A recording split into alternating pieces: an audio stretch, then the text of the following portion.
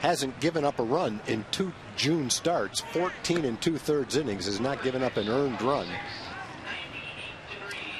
A .241 opponent's batting average, and one of the keys to beating the Astros right here, Michael Bourne. Keep him off the bases. He makes things happen. Yeah, 22 steals, and Millwood, for all the great things about Millie, holding runners is not at the top of the list of great things that he does. But what a long list of awesome things he's been doing in 2009. 6th in the league in ERA, 6th in innings pitched, and a scoreless streak of 14 2/3 innings to get things started tonight.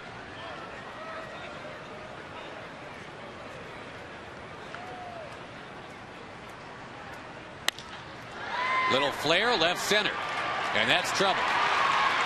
Marlon Byrd slips and goes down, and pretty easily into second base is Michael Bourne.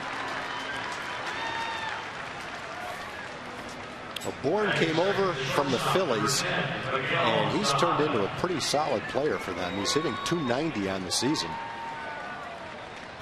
leading the league in stolen bases. And you might think a guy with his speed would be taking 3 and 1, trying to work a walk, get on base. He drives that ball in the left center field for a double. Once it's in the gap, it doesn't matter whether Marlon slips or not. With his speed, he's going to be in the second base easily. The next challenge is Miguel Tejada, who leads the National League in hits.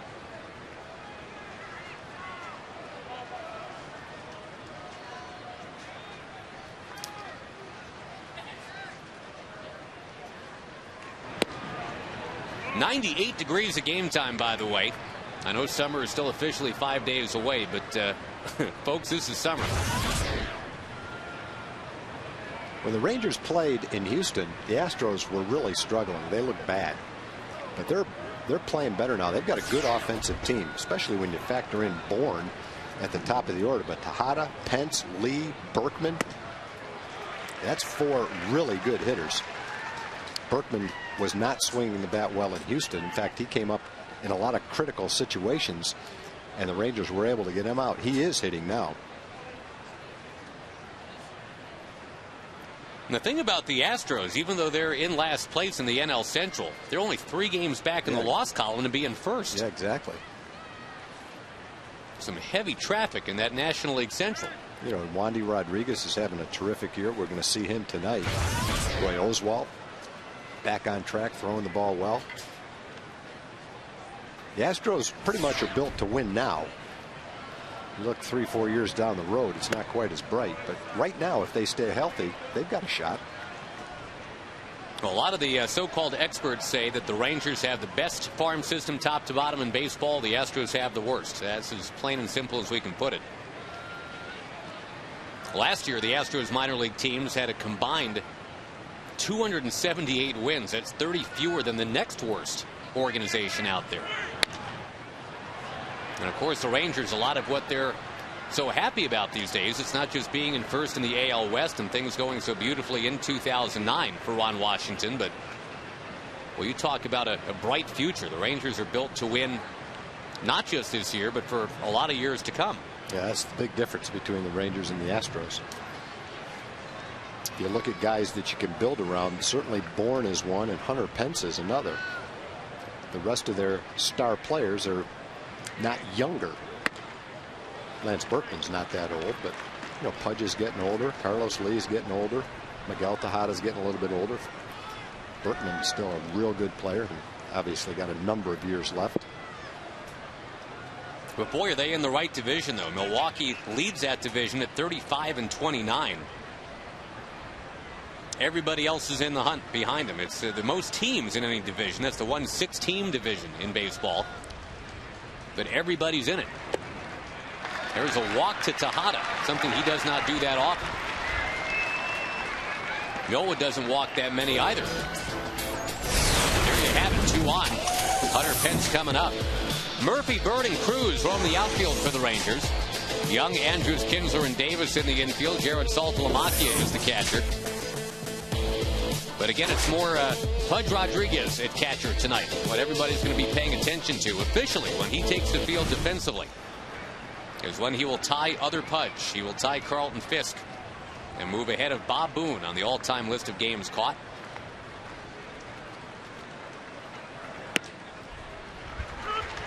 Hunter Pence stands in here. He grew up about 5 miles from this ballpark, not even. And he would come and watch Pudge play, watch Juan Gonzalez, Rafael Palmeiro.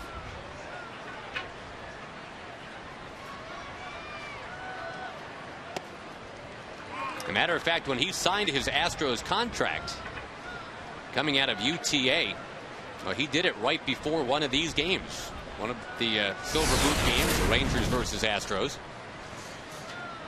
And he settled in as a fan to watch his future team, the Houston Astros, against the Rangers that night.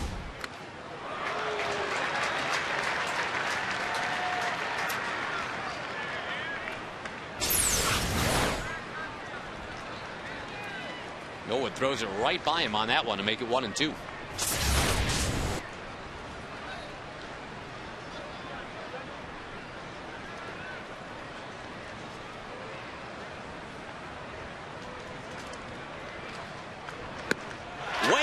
And there's the first out.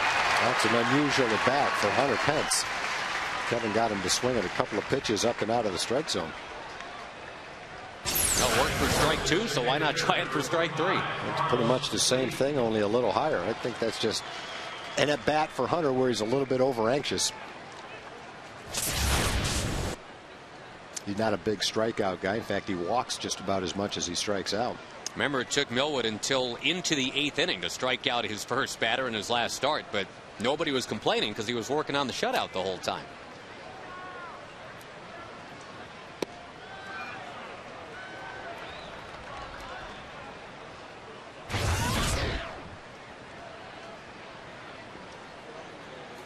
One-time Ranger Carlos Lee had the day off on Sunday. He's had some cramping issues, his left leg cramping up on him. The Astros won without him. Beat Arizona 8-3 on Sunday. Took that series from the Diamondbacks and actually tagged. The Astros have won 5 series in a row now. They're playing, like you said, some good ball. They're playing a lot better. Cecil Cooper from Brenham, Texas is the manager.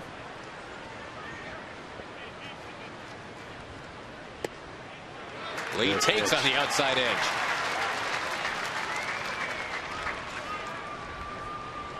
Jeff Nelson calling balls and strikes, by the way, and Carlos Lee seemed to mildly disagree with Jeff Nelson.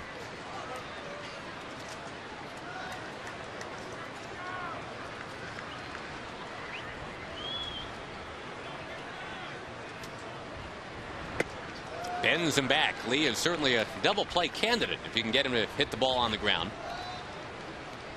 And Millwood's been getting a lot of ground balls this year. As we talk about the Rangers and what they're asking their pitchers to do, pitch to contact, work deep into games, all that. I think Millwood stands at the head of the class.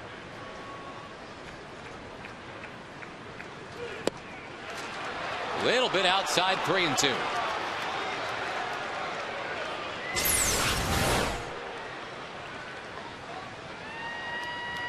Close, but not a strike.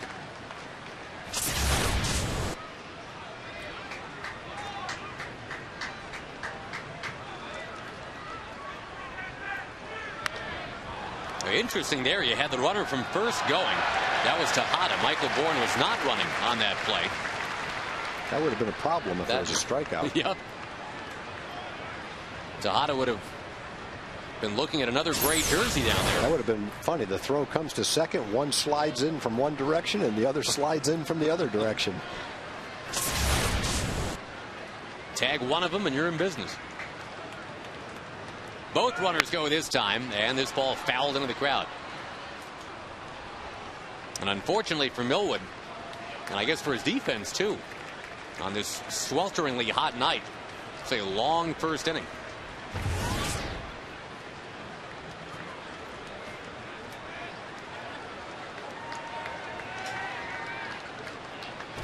This is why they asked Kevin Millwood to get into better shape so he could survive innings like this, in weather like this. Wave and a miss. Salty goes to third with it. Good night, Nurse. The double play.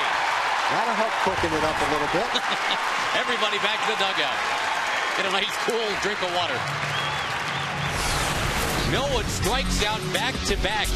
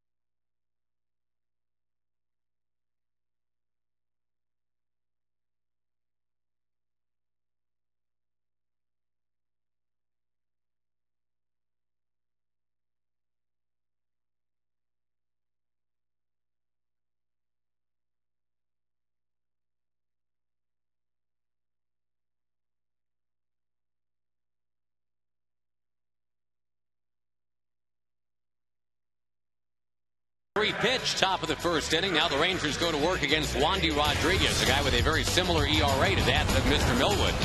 That is to say, it's very good. Southwest Airlines presenting that Ranger lineup. Kinsler, Young, and Andrew Jones. He's got the only 2 extra base hits for the Rangers in the last 2 games, and they're both solo home runs.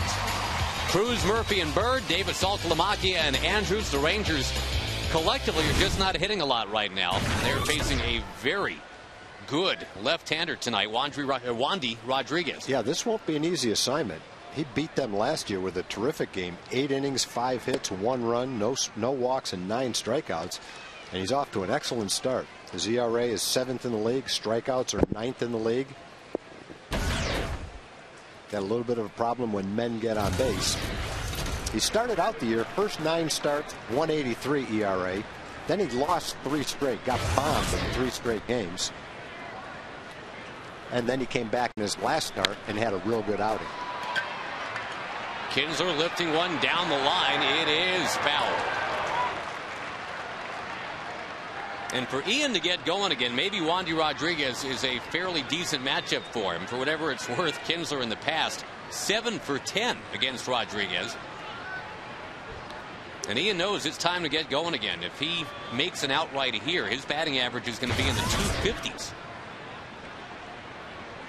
But maybe getting fat against the Astros sounds like a plan. You see what he's done against them in 17 career games.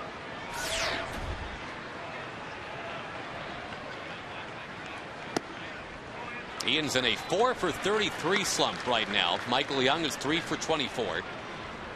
Andrew Jones bats third. He's got a 5 for 33. Nelly Cruz has got a 5 for 33. But there's Kinsler drilling it to left, and that'll get him going. Home run, Ian Kinsler.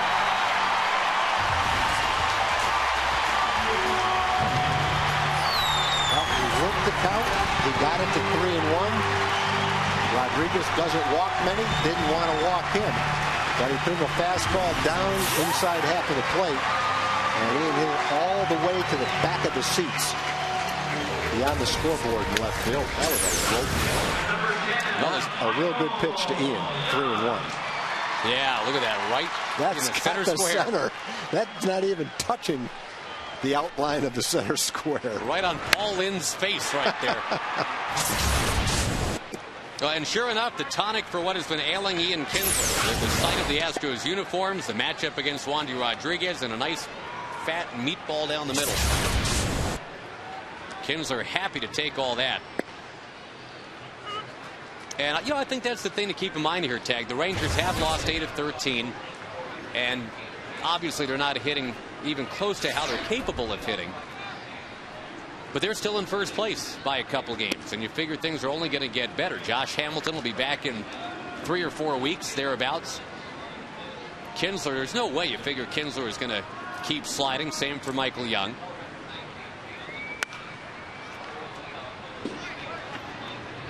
Guys like Marlon Byrd, Hank Blaylock have a track record, and I think they have their best baseball ahead of them in 2009.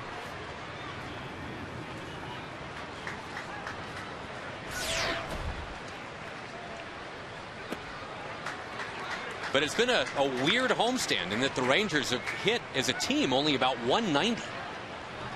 And normally they come back off a road trip to this ballpark and they just go off like fireworks.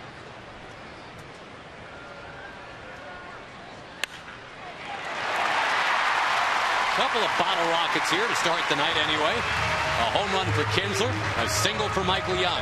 Yeah, I think the other thing to remember too, Josh, the 13 games you're talking about, New York, Boston, Toronto, and the Dodgers. That's, most people looked at the schedule and thought that would be the toughest part of the schedule. And while the Rangers didn't tear it up, they hung in there. And as you said, still in first place after that tough stretch. A rare start for Darren Erstad. He's out there with Bourne and Pence. Masonette, Tejada, Matsui, and Berkman, and the all-Rodriguez battery. The 2 Rodriguez, Wandy and Pudge. And I guess, Tag, it is now official. Pudge Rodriguez, having donned the catcher's gear, he's on the field defensively. He has tied Carlton Fisk. Most games caught in the big leagues, 2,226. Pretty amazing.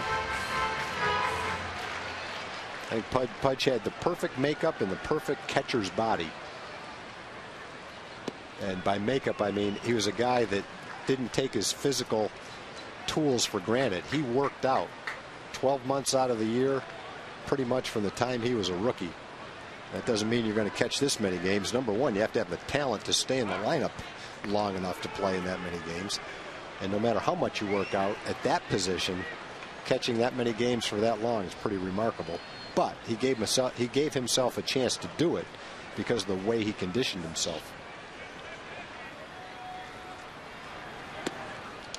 So much of what he's accomplished in this game is accomplished as a Texas Ranger. Of those 22-26 for Pudge, 1,426 were here in the Metroplex. Almost the most games caught as a Texas Ranger ever. Jim Sundberg's got that designation, about a dozen more than Pudge. But I think the remarkable part of all that, Tag, you look at it, I mean, that's what, 700, 750 games or so since he and the Rangers parted ways. To catch that many more games after a lot of people figured, well, yeah, you know, maybe he'll catch a couple hundred more. It's been 736 more.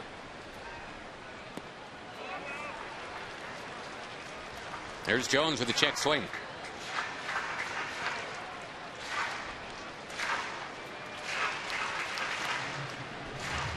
It is 10 years ago that Pudge had one of the great seasons of all time for a catcher in the big leagues. And of course, the last Rangers playoff year as well, 1999. High pop up. And Pudge will get something accomplished here. Taking care of Andrew Jones. Before that 1999 season, no catcher had ever had a 20-20 season, 20 homers, 20 steals. Pudge had that done by the middle of August that year. Finished as a 35-25 guy. The 25 steals always amazed me. In the Texas heat, at that position. Yeah, playing as many games as he was playing. Yeah.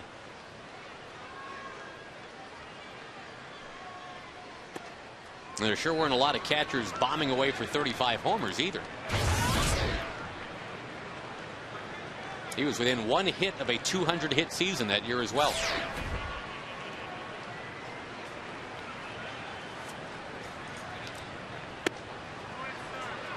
Inside to Nelson Cruz.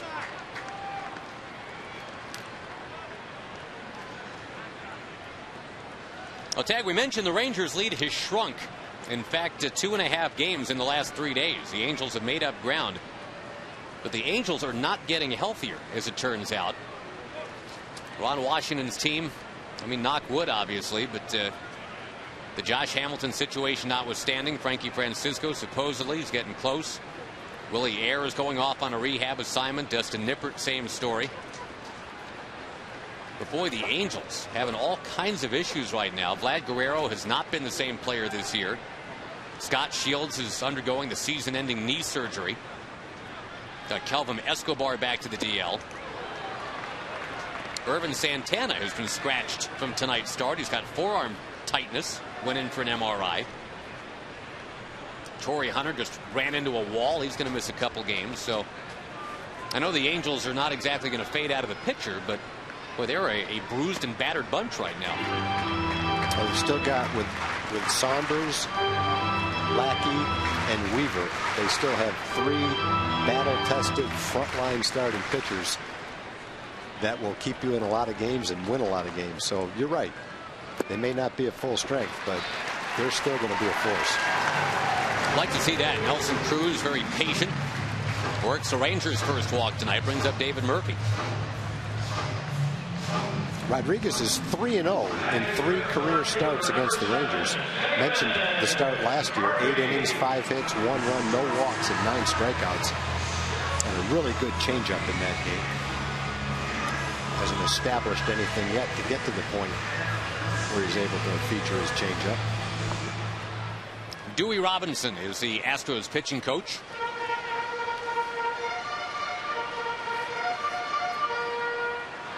Wandy Rodriguez has been kind of hit and miss the last couple of games. He was very, very good in his last start. 7 innings to 1 run. That's the game that the Astros beat the Cubs 2-1.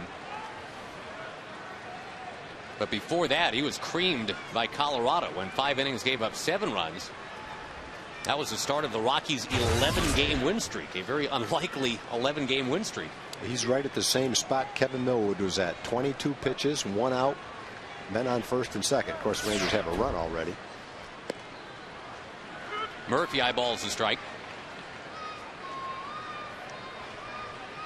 Yeah, 2 pitchers who were known for working quick and throwing strikes have not exactly shot right out of the chute doing that tonight. Murphy would not bite on the breaking ball.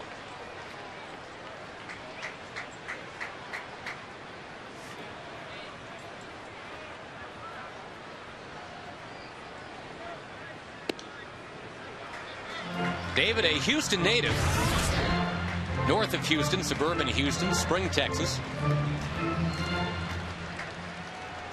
Very much an Astros fan. Biggio, Bagwell, all those guys.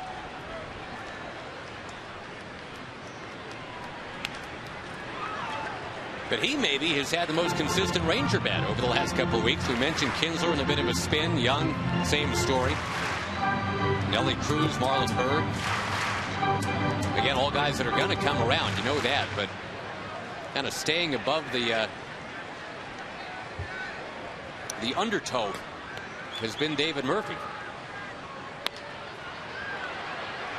Looping that one near Masonette. Will reach out. And he did not get it. Would have been very much in play had the new seats not been built down the line. As it was, Masonette must not have had time to get there. He could have reached the ball had he gotten to the wall in time. Yeah, and he's not a third baseman by trade. He's more of a second baseman, shortstop guy who's kind of out of necessity playing third. Well, we saw Elvis Andrus make a play that was probably 10 feet farther into the stands the other day in that spot. And he came from shortstop to make it. Of course, it was a little bit higher than that. Murphy disposed of with a breaking ball, 2 down. Yeah, Masonette played that very much like a guy who doesn't play a lot of third base and hasn't played in this ballpark yet. And both of his things are accurate. We got to get you a cool chin strap beard like he's got. I like it on him. Not so much for you. No, that's not going to work for me. That's the same beard that Justin Timberlake had in a very memorable video on Saturday Night Live. The question is, would you buy a used car with a man with a beard that looked like that? Marlon Byrd lines it to left. Takes a big hop, and it's dropped by Erstad. Michael Young comes in uncontested. It is 2-0 Rangers. That ball was really hit hard, so hard that Erstad had no chance to charge it. He had to field it back on his heels. So even if he caught that ball, there's very little chance of him getting any momentum going forward to have a chance to make a throw to get Michael Young. And he was going to be waved around all the way anyway.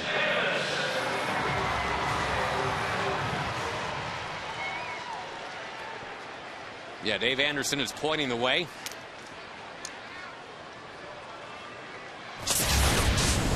Rangers out quickly with a 2-0 lead. Davis takes a breaking pitch for a strike. And as tough as runs have been to come by over the last couple of weeks, this is great. The Rangers averaging only about 2 runs a game the last week and a half anyway. They got 2 already off Wandy Rodriguez, whose ERA is 2.82. That's a ball Chris has to lay off of right there. The pitch up, in, even if it's a borderline strike, unless you've got 2 strikes, that's a good one to lay off of. Over to Masonette at third. He will throw out Chris Davis, but they made Wandy Rodriguez throw 32 pitches in that first inning, one of which was socked out of here by Ian Kinsler. The Rangers lead the Astros 2-0.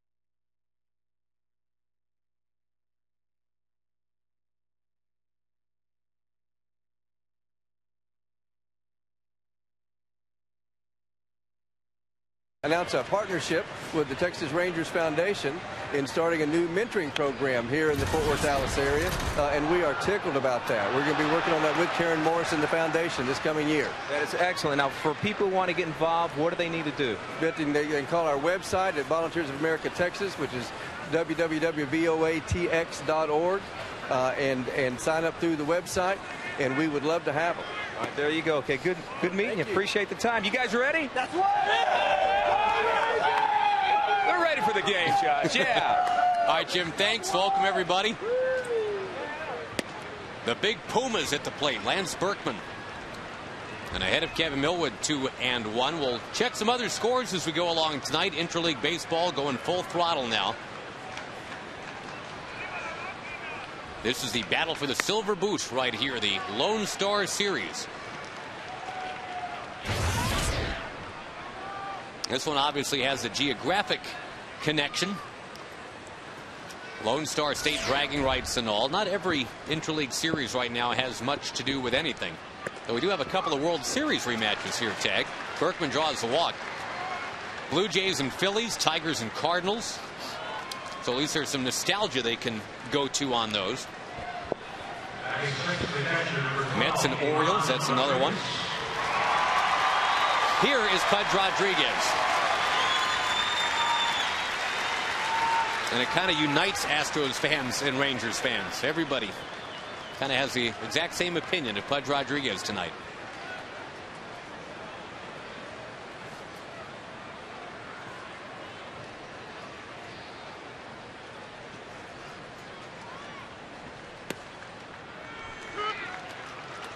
About a month ago, Pudge hit his 300th career home run. As you see, he's also the active career leader in doubles in the big leagues.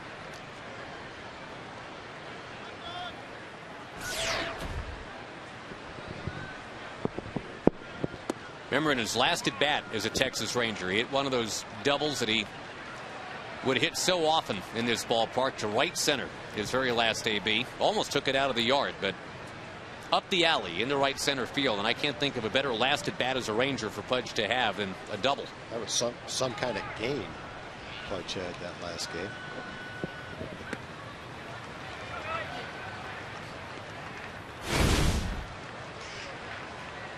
Most career hits as a Ranger.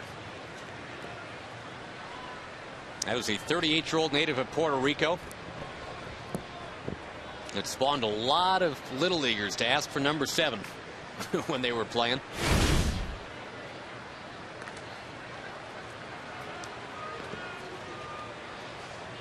Pudge won 10 of his 13 Gold Gloves as a Ranger and 10 of his 14 All-Star designations. He was representing Texas.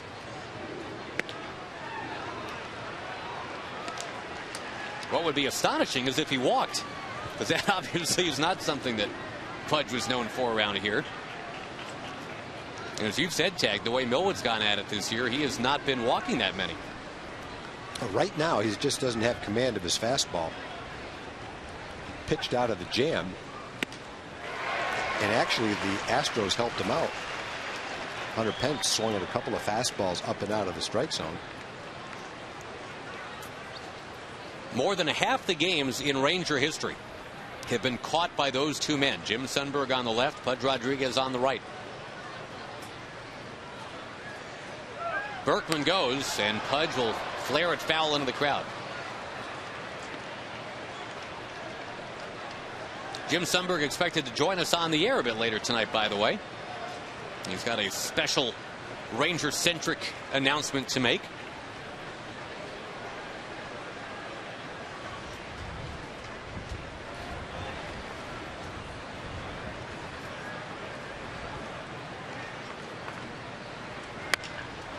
To right field, Nelson Cruz going back to the track to make the catch.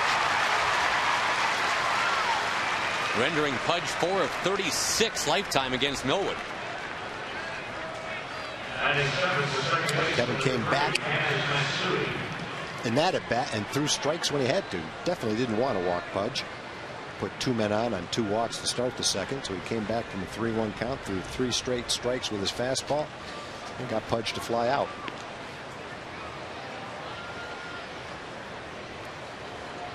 Couple of scores as promised. The Red Sox lead the Marlins tonight at Fenway 8-2. And David Ortiz, yes, he has homered, number 5. So maybe the wheels are starting to turn. Maybe Big Papi's starting to come back.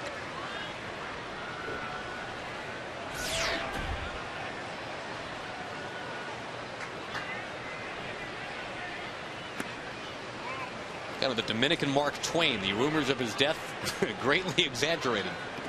8-2 Boston in the 5th. And I guess the upset of the night, you got the Nationals leading at Yankee Stadium 3-2 in the 5th inning on an Anderson Hernandez 3-run homer. That's against CC Sabathia. Yeah. There's a pop-up from Matsui just off the DL. He sends Michael Young into the third base coach's box to make the play.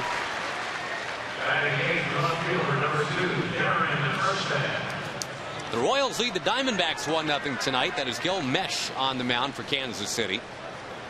The Rangers will be playing those Diamondbacks next week.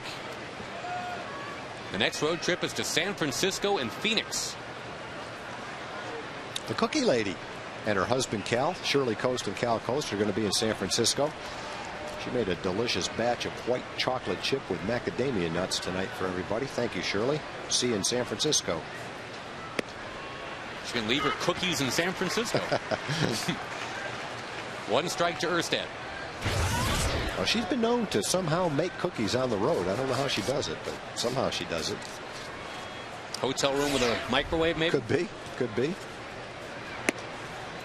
There's one town we were in, she had a great big batch. They wouldn't let her bring them into the ballpark. They didn't know who they were dealing with.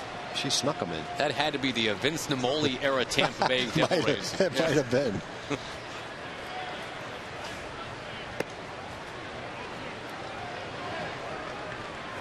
That batting average you saw for Erstad, not a typo. He's really hitting 117 and a career worst 0 for 24 right now. It's tough to get in the groove, though, when, I mean, basically what he's doing is getting 1 or 2 at-bats a game coming off the bench.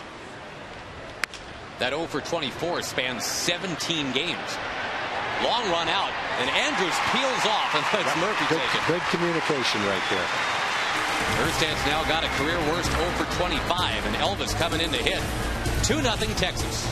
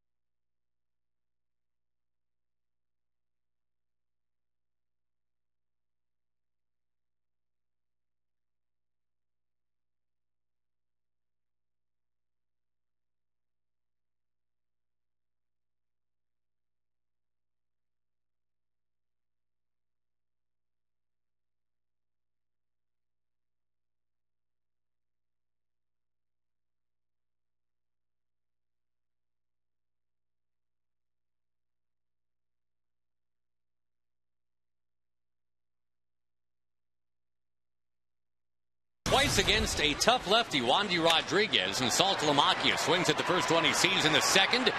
On for it is Darren Erstad. 1 pitch, 1 out.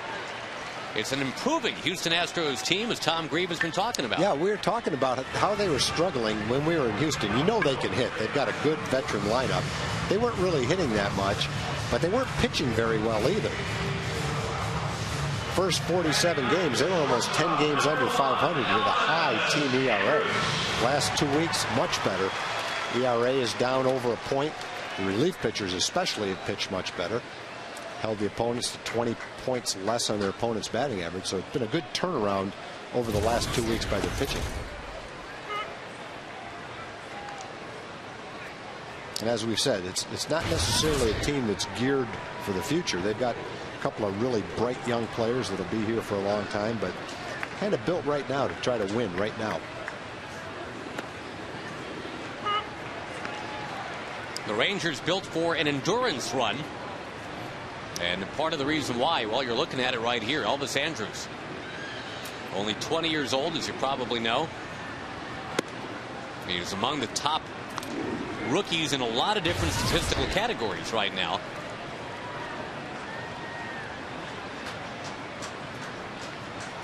He's actually got a higher batting average than Ian Kinsler at this moment. Yeah, although Kinsler now is going to bop back ahead of him by a point. Strikeout number 2 for Wandy Rodriguez. Big curveball. He's got good stuff. He's got a solid fastball. Kind of a straight fastball for a left-hand pitcher. Doesn't have a lot of that natural movement, but he's got a good changeup. And we just saw what kind of curveball he's got, too. And he's a pretty good strikeout pitcher. Almost a strikeout per inning. He's 9th in the National League with 9 strikeouts.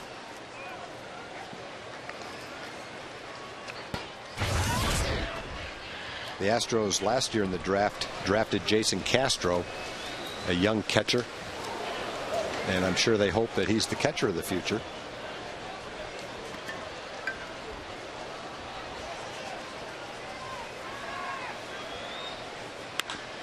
Kinsler, who homered last time, is going to yank this one foul.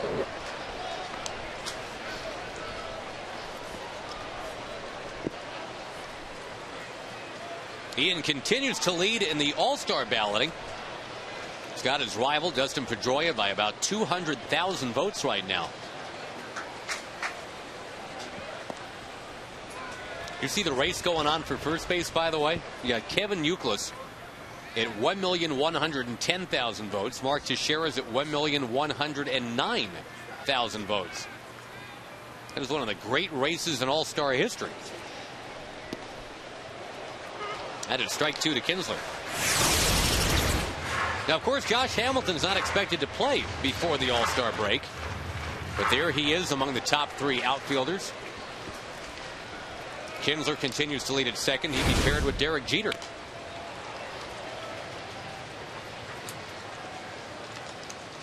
That kind of begs an interesting question. Let's say Josh Hamilton comes back, I don't know, around the 4th of July, July 7th, 8th. Yeah, pretty good place for a rehab start. Yeah, one in St. Louis. Wouldn't have to worry about facing minor league pitching. Kinsler crushes another one. Deep to left. Got it again!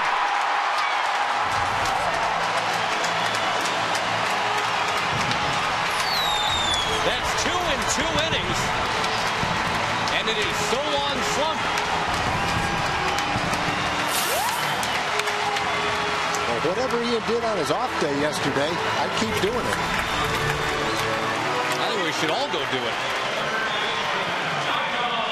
Ian's last 4 home runs now.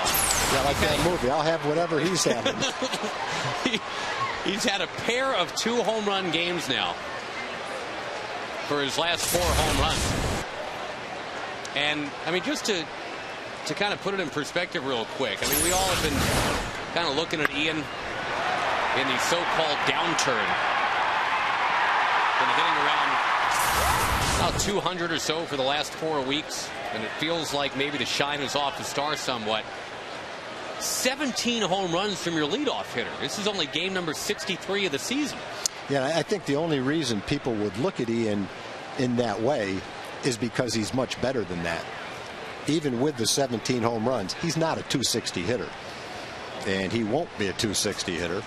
He just has gone through a tough stretch. A lot of guys go through stretches like that. You just don't expect it with a guy like Ian, who doesn't strike out all that much, runs very well, and hits the ball as hard as he does. You don't expect him, you might go 4 for 25 or something like that, but not have it extend as long as it did.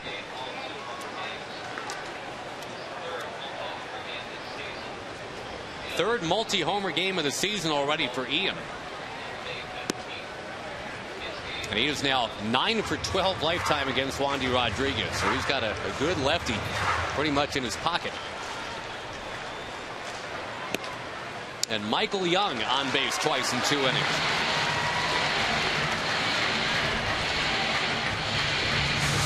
As we head towards the midpoint of the season, I suggest to you, Tag, this is a nice way to kind of hit the restart button. Kinsler and Young, we mentioned right off the top, kind of together. The last couple of weeks have been in a downturn offensively, but tonight they've been up 4 times. They've been on base 4 times. And if they're both in a downturn together, what it means is likely they'll be in a hot streak together too, because 2 good players don't stay cold that long, and 2 together definitely won't do that.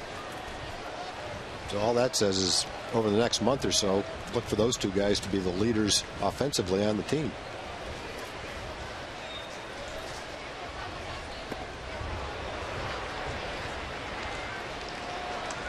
Jones down a couple strikes. He had a couple of home runs in that Dodgers series.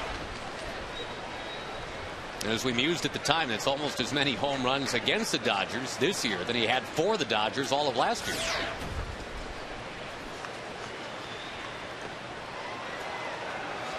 That would be bouncing the curveball right there. 1-2. Something else for Pudge to do again as he ties Carlton Fisk tonight. Most games caught in a big league career. How many times do you think that has been accomplished right there by Pudge Rodriguez? Quite a few. As far as I know, no, he's never had a sore arm either. That's another amazing thing. His ability to avoid the DL, kind of like the guy we're going to talk to in just a couple minutes, Jim Sundberg, would catch 140, 150 games a year. And again, I think Sonny averaged 150 for 10. I'm going to ask him this for over 10 years. I might be wrong on that. We'll ask him. Playing in cities where you can wilt in the heat, Kansas City and Arlington. Jones with a grounder to third. Masonette goes a short way to end the inning. We will hear from Jim Sundberg momentarily, but first we're going to show you Ian Kinsler. 2 home runs in 2 innings. 3-0 Rangers.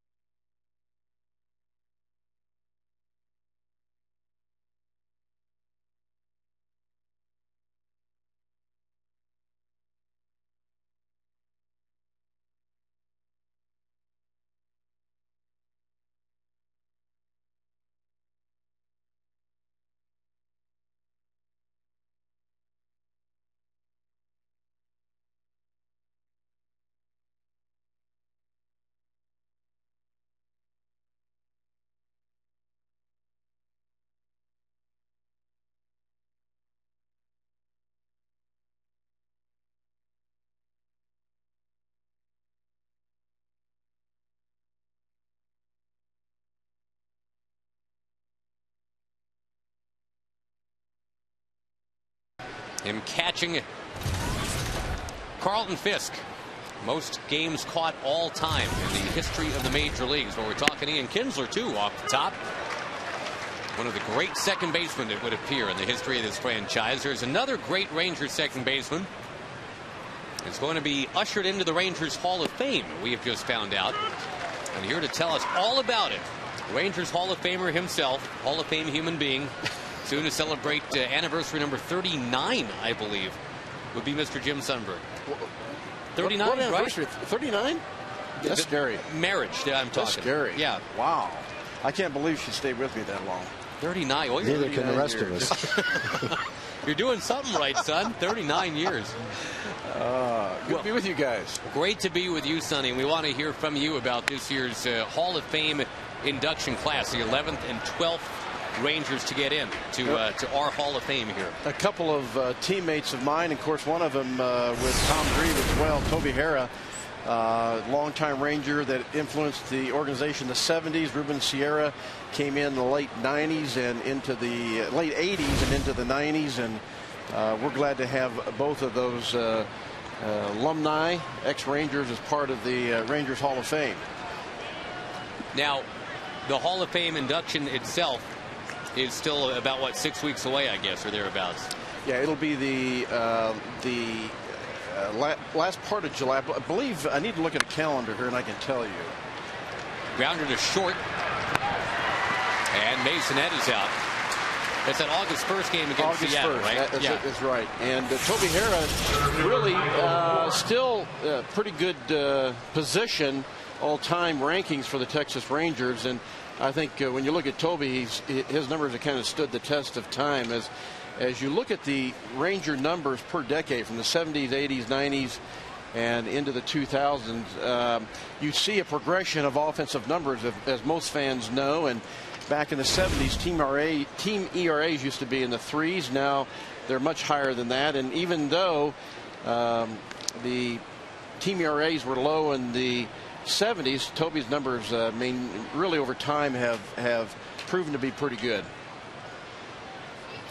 And Toby came up as a shortstop, then moved to third, and came back to the Rangers in '85 and did a great job as a second baseman. And you know, Tom, he had 101 different types of batting approaches. And but you know, second base, shortstop, third base, he made adjustments to play all three positions. But if anything, it was his different batting stances that we all were familiar with. So, in fact, I don't think anybody could hit a ball as for a right-handed hitter, hit it over the third base dugout here in Yankee Stadium, hitting a ball off the wall. And Pinello hurting himself. I believe that would be an inside the park home run. It turned out to be an inside the park home run.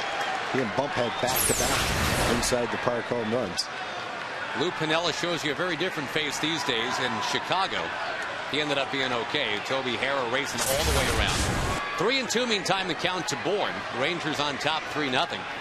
Chatting with Jim Sundberg, Senior Executive Vice President for the Rangers, and down goes Michael Bourne. Well, that's a good sign if that pitch is coming back for Kevin. He early in the game wasn't locating his fastball the way he would like to, but that time he throws the one that starts off a little inside and comes back and catches the inside corner. Bourne thought it was a ball. That's how much movement it had, and it was all the way in the rectangle. Good pitch by Kevin. Keep him off base. Sonny, we haven't had a chance to really discuss Ruben Sierra yet, so I want to give you the chance to do that. The other inductee, and the Rangers just drafted his son. Pretty cool.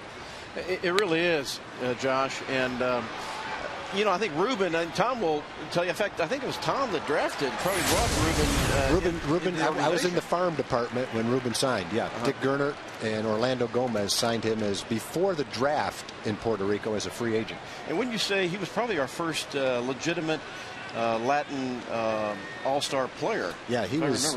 There's no doubt he was a star player. Miguel Tejada. Guys that could do all five things you have to do as a player. Off of Millwood's hand, and boy, there's been a lot of that lately, but he made that play. It's a 1-2-3 inning. More with Jim Sundberg. Is that all right when we come back? All right, stay with us. It is 3-0 Rangers.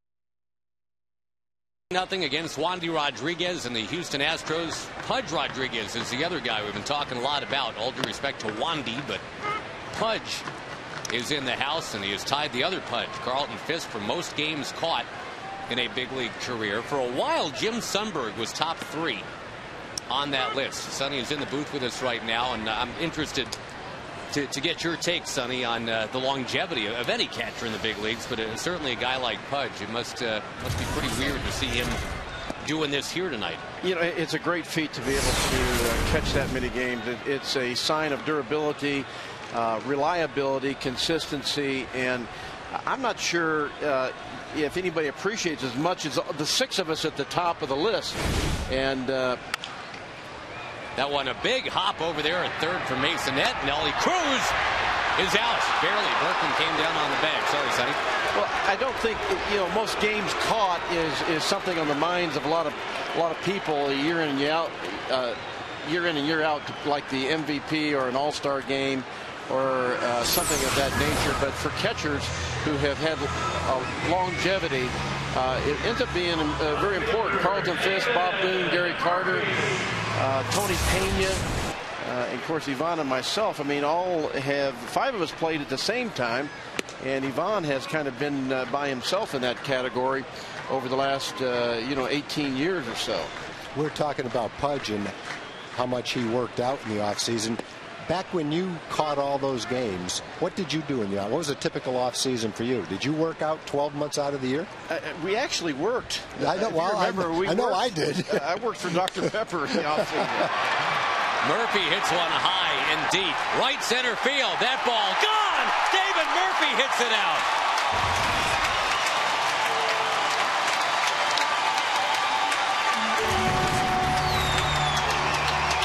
We're talking about Pudge. He went and found a sign that says congratulations, Pudge. About 407 feet away. Like he read the script. Thank you, Murph. Sonny, we were speculating that you had a 10-year stretch where you averaged over 150 games. Is that accurate? Well, the first 10 years in baseball, I caught 1,400 games. So I'd close to over 140. I still hold the American League record for most games in a season, which is 155. So there was one season there that there was a lot of games, but it was also my worst offensive season in baseball. So with the game load comes a toll offensively. Well, that's why it was so remarkable when Joe Mauer finally won himself the batting title, and now has done it 2 of 3 years, as a matter of fact. I mean, it was almost like one of those no-brainer kind of stats. Well, no wonder a catcher's never won a batting title. You get beaten up at that position. You do, and you've got to stay healthy, and Pudge really has done that. I think of the 6 at the top, only Tony Pena and myself have not had knee surgery. Wow. And I know Gary Carter's had 9 knee surgeries. Boone and Fisk have had 5 or 6, I believe. Bird with a pop-up, and there's Pudge going into action. How many times did you catch a doubleheader? We used to catch double hitters all the time. That was just kind of a routine. You were the starting catcher. You caught both games. That was it, and it wasn't too much problem catching the double hitter. Is how you felt the next day. Yeah, I can imagine. You felt pretty beat up, but the heat was an element you just got used to. I always thought that it was by the 5th inning, it was cool and nice. Marlon Byrd sends one in the air. Michael Bourne is tracking it.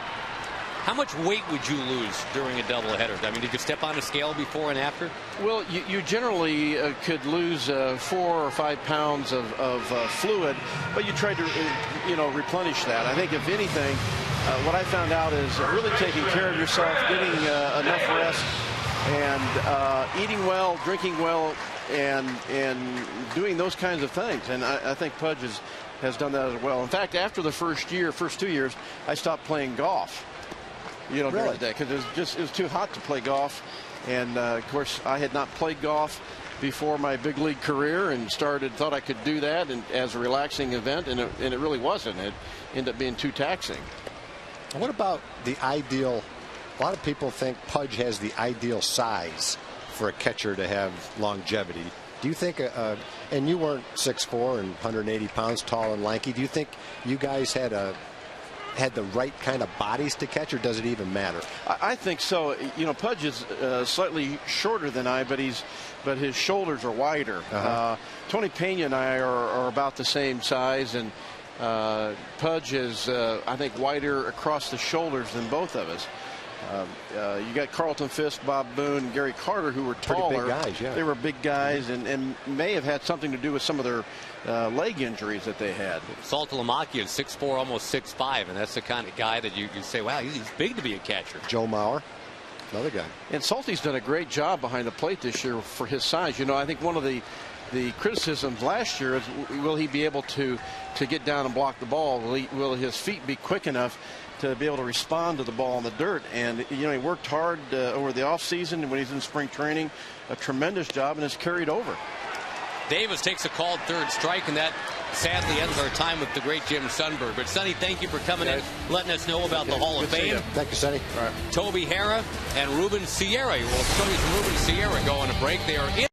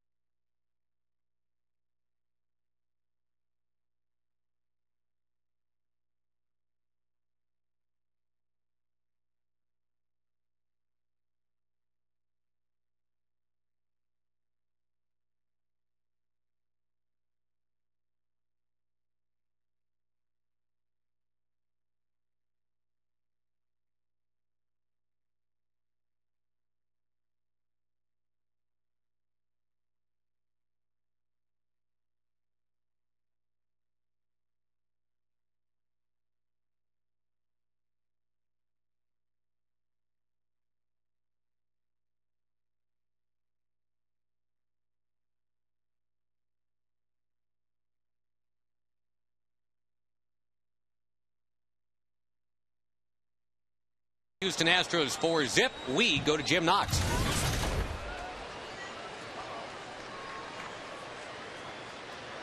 There's a reason, because Miss Texas Rebecca Robinson tried to sing the national anthem, but a mic malfunction. What happened down there? Oh, we have no idea. The batteries were fresh. The system's been working great. They even had a pretest earlier. I think I put some hex of a curse on the microphone or something. Well, our mic's working good right now. So, all right, almost a full year. July 3rd, you give up the crown.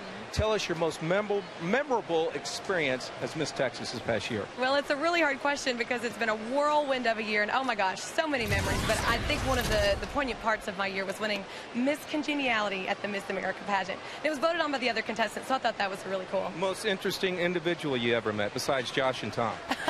Joaquin Phoenix. We actually met him in Vegas while we were filming the Miss America pageant. Oh yeah, he's definitely an eclectic individual. And any most embarrassing moments?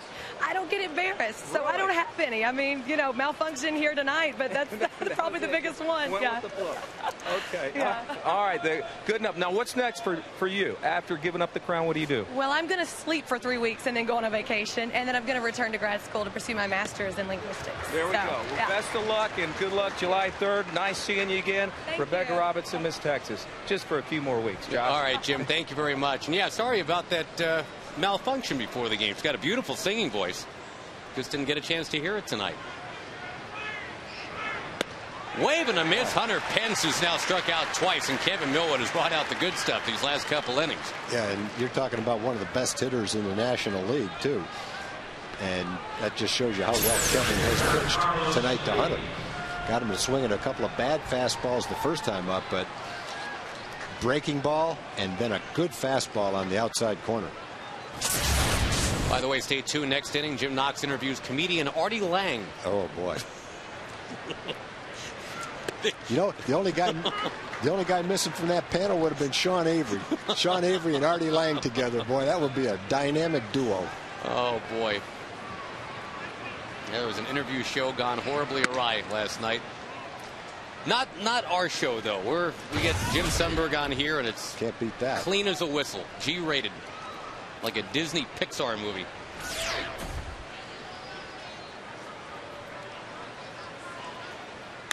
Carlos Lee will send one up in the air. Kinsler says he's going to take it. He's got it. And Kevin Millwood is not allowed a base runner since walking Berkman to start the second inning. He hasn't allowed an earned run in June.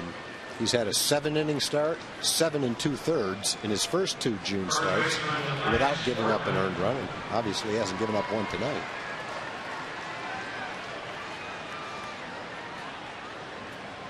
Yesterday, Kevin spent time a little bit east of here in Arlington, the ballpark for the Boys and Girls Club that he's helping to build and finance.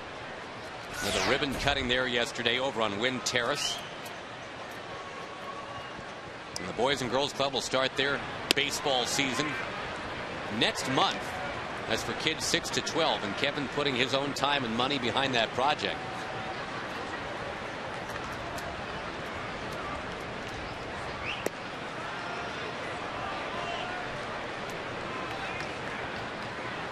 It's been a very gratifying year top to bottom for Kevin.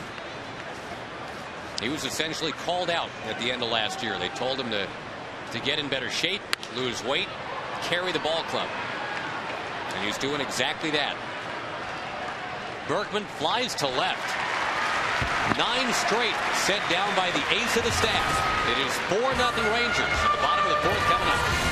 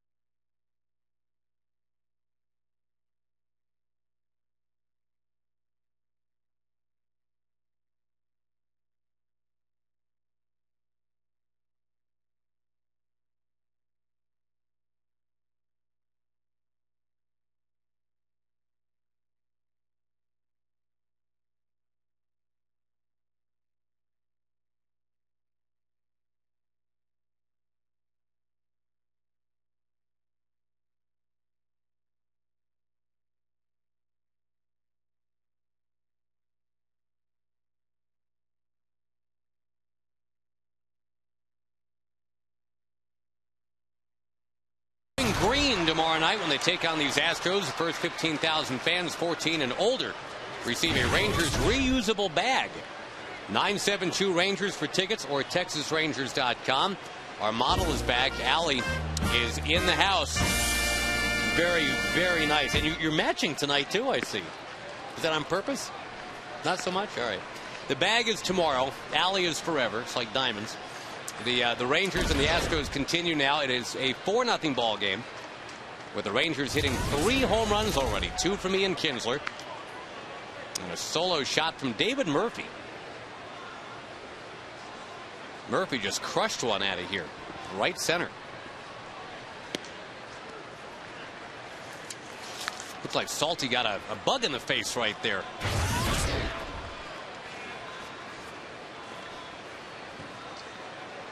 Reacted rather violently as he stepped out of the box.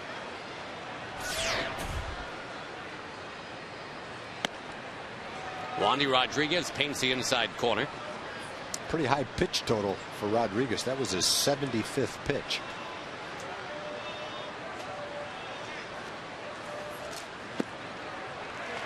Well, a couple guys that don't walk a lot have walked already tonight. Nelson Cruz and Aljared Saltalamacchia. Elvis Andrews coming up next.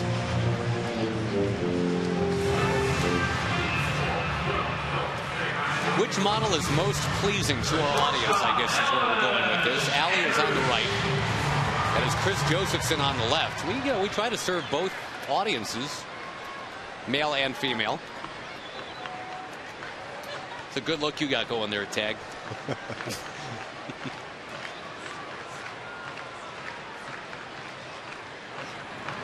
I'm gonna let the fans answer that one. I'm not going to answer that question. Could that be our email the booth? No, I can't. That's not a good email the booth topic. If you like the ladies, you like Allie. You know, if you like the gentlemen, you possibly like Chris. Although you are welcome to email the booth at any time. FoxSports.com. Keyword is email Rangers. Bouncing ball to short. Tejada to Matsui, and Elvis Andrews beats the return on the first. It's a fielder's choice, not a double play. And Salty did a good job of getting down there quickly. Matsui's not a big guy, but Salty is. Matsui couldn't get his footwork together to make that play. Matsui's had the bad hamstring. He's just come back to the lineup tonight. Aggressively, get a good jump, go in hard. Don't want to hurt anybody. You just want to disrupt it so he can't turn the double play. Keep the inning going. All right, let me ask you this, Tag. Is it possible that Ian Kinsler homers for a third time in 4 innings now? Is it possible? Yeah. Yeah, absolutely. I mean, if I'm Wandy Rodriguez, don't I try something else? Don't I, like, throw it 4 inches off the plate outside now? Well, yeah, I'm sure he's going to try to pitch him a little differently, but there's one out. If you walk him right here, you've got Michael Young coming up after him with a couple of men on, and he's already thrown 78 pitches, so it's kind of a tough situation for Rodriguez. You've got a guy that's taken you deep twice. You don't want to give him a good pitch to hit, but if you end up walking him, now you got Michael coming up with a couple of men on. Those kids are smart. They know the score.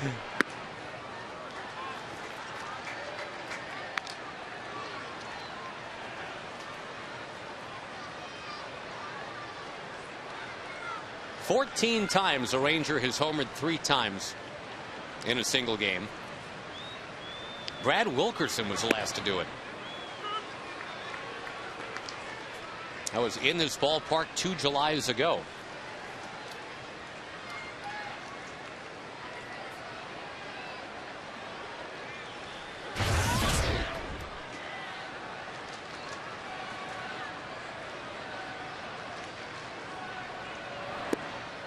Down and in, 2-1 the count.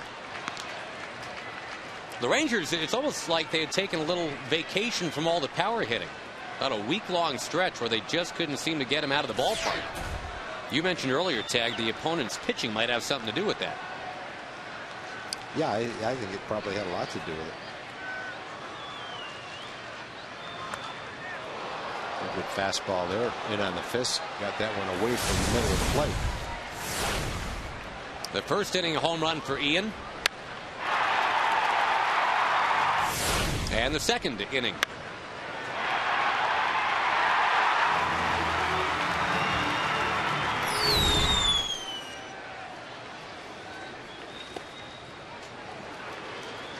Now here's what you're talking about. If you're too careful now, on 3-2, you've got 2 on, you have to face Michael Young.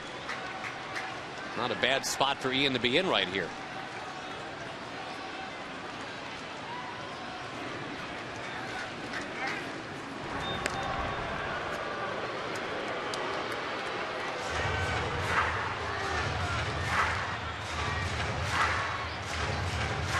Two runs in the first, 1 in the second, 1 in the third.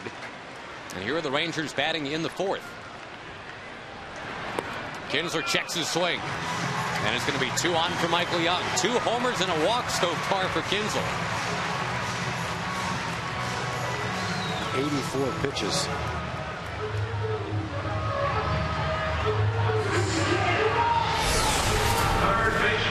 Michael Young, the interleague hit king.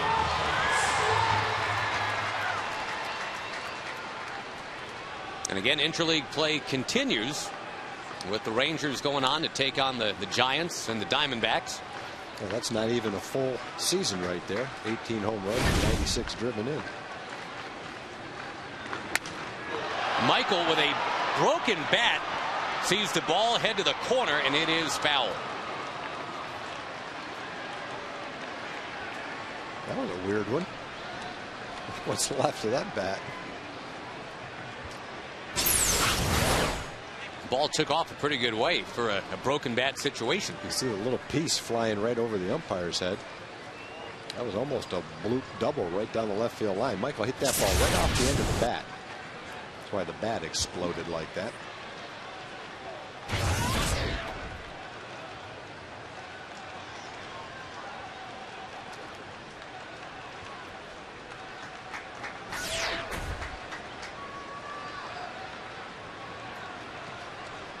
Two on, just one out. Andrew Jones on deck.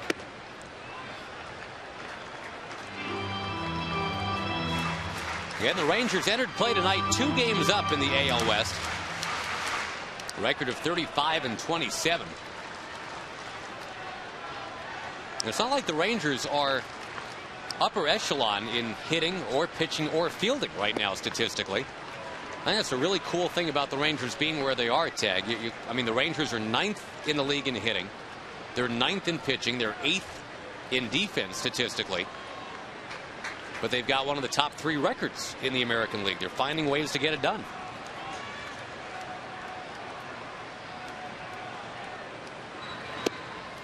Yeah, I think sometimes the stats can be misleading when you talk about the Rangers being 8th defensively.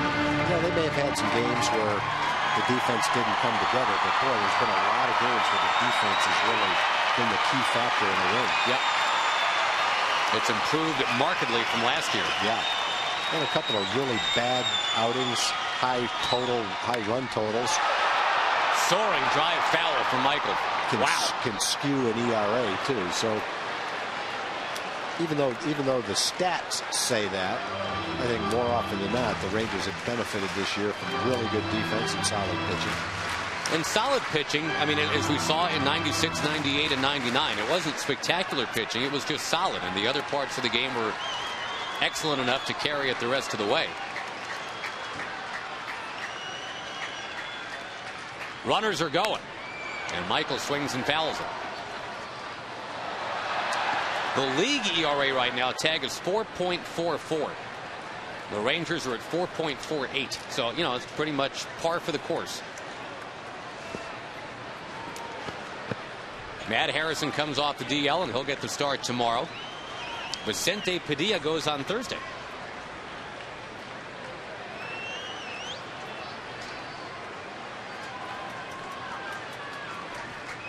Again, the runners go. Michael Young blasting into the alley in left center. Andrews is already in. Here comes Kinsler. Michael Young is doubled in 2, and it's 6-0 Rangers.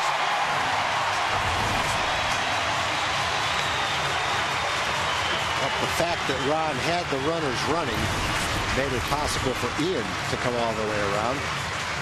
Not running on the play, then Bourne gets it in time. It would have been second and third. 22nd double for Michael. Good battle.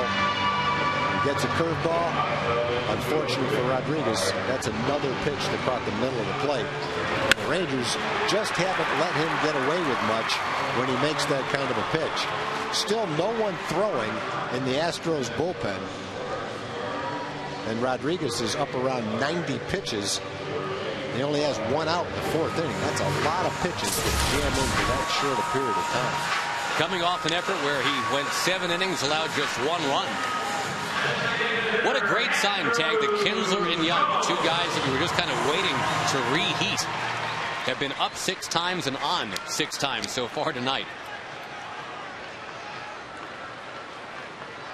2 walks, a single, a double, and 2 home runs between them. And this is, as you say, just the 4th inning. Well, the Astros, I haven't really followed what the Astros have done the last couple of days, but their bullpen must be toast for them not to have someone warming up right now. He's at 92 pitches, and he's only gotten 3 1/3 in. I mean, that's a lot of pitches to jam into that short a period of time. I'm surprised they had the off day yesterday. Yeah, I'm shocked there's no one throwing right now. pretty obvious that he doesn't have his good stuff tonight. Everything he throws that catches the plate, the Rangers are hammering, and he's already walked 4 guys in the game.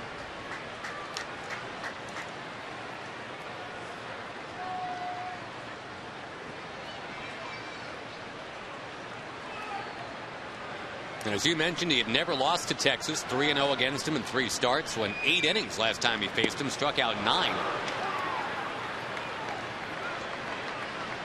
The Rangers have him figured out tonight.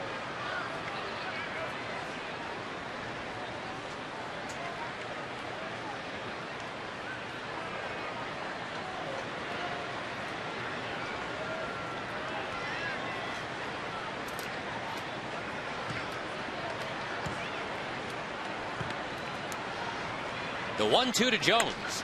Off the end of the bat. Into shallow center field for Tejada.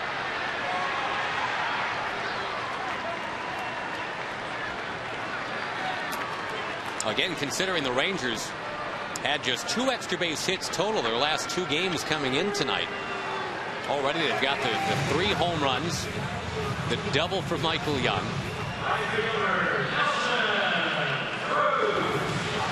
20 runs scored their last 8 games combined, but tonight they've already got 6.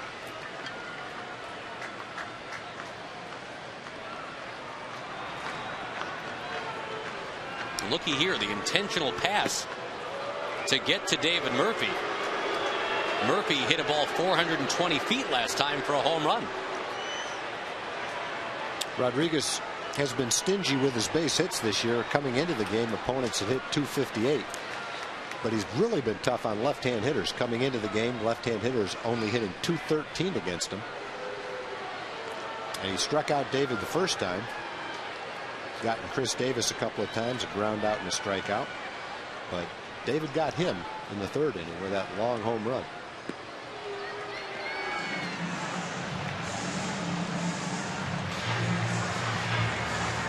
And a confidence boost, I'm sure, for David as well. He has not been hitting lefties this year nearly as well as he's been hitting righties. Last time up, lefty on lefty. That happened. And a breaking ball, too.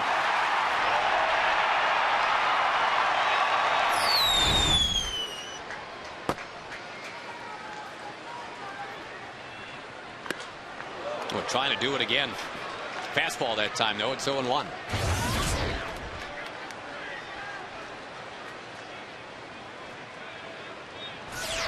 Boy, already 100 pitches for Wandy Rodriguez. He is not yet out of the 4th inning. Not the kind of night you want to be out there for a long time either. I can't imagine he's going to go back out for the 5th inning. But as of right now, there's no one throwing in the bullpen. Unless they're throwing somewhere we can't see him. 3rd one was the charm last time for Murphy. This time number 3 is well outside. Rodriguez has thrown 4 or 5 pitches right in the center of the strike zone today, and most of them have been hammered.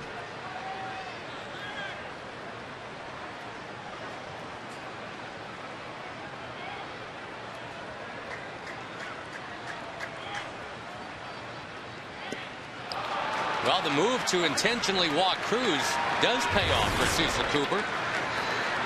The strikeout by Murphy ends the inning, but the Rangers score a couple more on the Michael Young base hit. It is 6-0 at the end of 4.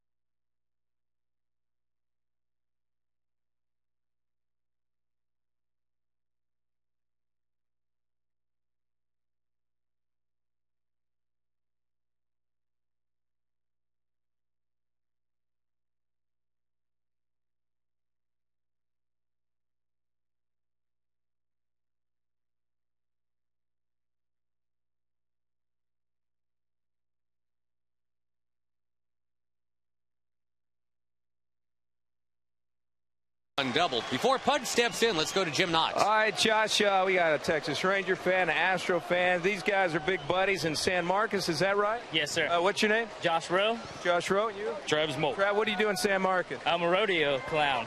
All right, and you? I thought I was the clown. You were the bull rider. Right, I'm the bull rider.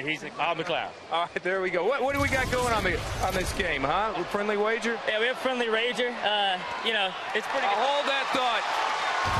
Well, Pudge Rodriguez, we've been talking about him all night. A triumphant return to Arlington. And he'll get an ovation here. Kevin Millwood gives up the homer. But listen to this ovation for Pudge.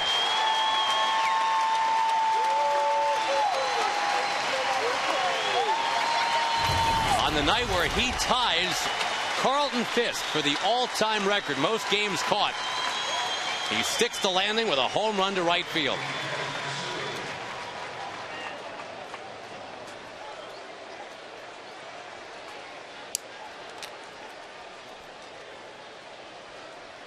The Rangers have just signed Ruben Sierra's son. Pudge's son, Derek, is going to be a junior in high school next year.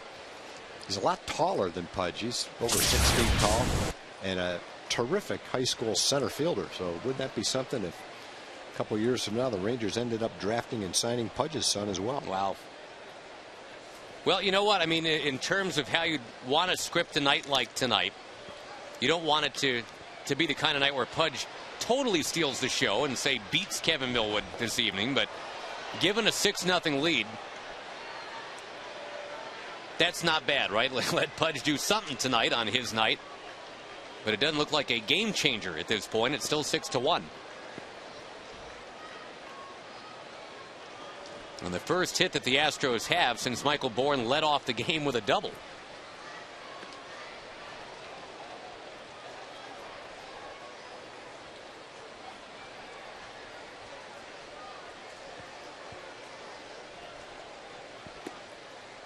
"38 years old and still getting it done." And I think the thing to keep in mind is that he didn't sign this year until mid-March. Went to that World Baseball Classic to play for Puerto Rico to prove that he still had plenty left in the tank. Here's Matsui to left. All right, now I know we're all waiting for it. Back to Jim Knox. All right, sorry about that, guys. But, you know, baseball does take President over that. Okay, there we go. What's the bet on the game, huh? What's the bet?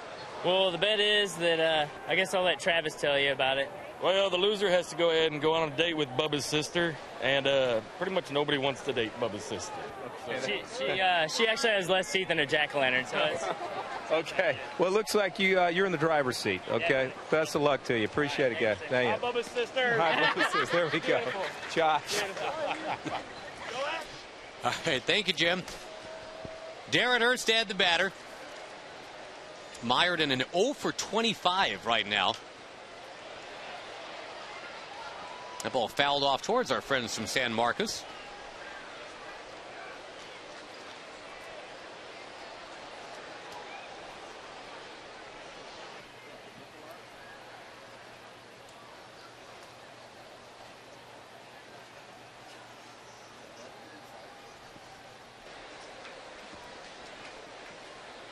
Getting a lot of emails tonight, Tag, asking you to essentially be Uncle Tag. Tag? And just tell us some Pudge Rodriguez stories. Because, you know, again, it's kind of his... We can do that. His evening tonight. And we should mention tomorrow night when he breaks the record. Maybe that's more... I don't want to say appropriate, but, I mean, that's kind of the more celebratory of the nights. He's tying Carlton Fisk tonight, but... Hammered over to first. Nice play by Davis to take care of Erstad. I guess the one thing people do want to know... And I'm getting a bunch of these emails tonight. Can you tell the story of how Pudge came to be nicknamed Pudge? Of course, he's Ivan Rodriguez. Yeah, that didn't happen when he got here. He was called Pudge before he ever got here. I'm not positive as to why he was called Pudge. If I had to guess, I'd say because of Carlton Fisk, but I don't really know that for sure. Louis Rosa was our Puerto Rican scout, and maybe one of the 2 or 3 greatest scouts in the history of baseball if you look at the players that he signed. He had a tryout camp and then conducted a tryout camp for Sandy Johnson, our scouting director, Doug Gassaway, another one of our scouts, and he had 10 or 12 players. And he liked a couple of other guys, and he kept pointing them out to Sandy. And Sandy was watching them in particular. And then Doug came over and said, hey, you got to watch this chubby little catcher. I just put a radar gun on the throw he threw to second base, and it was over 90 miles an hour. He's 16 years old, 15 or 16 years old. And so Sandy went over and watched Pudge and came back and said to Louis, we want to sign the catcher. And Louis said, no problem, senor, I'll sign him, but first I want you to look at these guys. And Sandy said to him, no, you don't understand. You won't sign anybody at this camp if you don't go sign Pudge Rodriguez right now. And so Louis Rosa went over and they worked out a deal. I think Pudge's dad was there, and they ended up signing Pudge. But Pudge wasn't even the guy that Louis liked the best at the tryout camp. Always had that arm, and then he went to spring training the next year. He was 16 or 17 years old. And we'll tell the rest of that story after the inning. Thank you, Paul Harvey. Good day. Good day. The home run by Pudge has busted up the shutout bid for Kevin Millwood, where the Rangers are in command tonight, 6-1.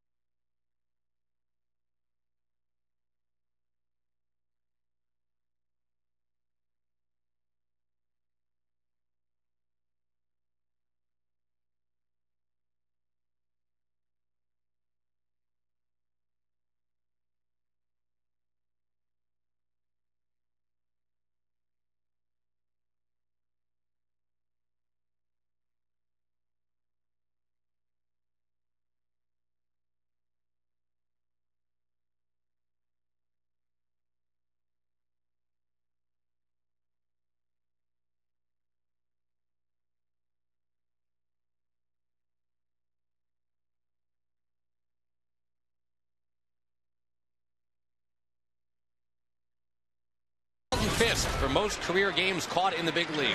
Pudge Rodriguez returns to Arlington, homers, but it's 6-1 Rangers, and they've already chased away Wandy Rodriguez. A Verizon call to the bullpen. Alberto Arias is summoned from that Astros bullpen, and boy, I know Wandy Rodriguez is the ace of the staff here this year for Houston Tag, but the Rangers just had his number tonight. They had his number. Every time he made a mistake, the Rangers hit it. He didn't get away with anything tonight. And he's a guy that has beaten the Rangers in all three of his starts. He's also a pitcher who loves to pitch at home in Houston.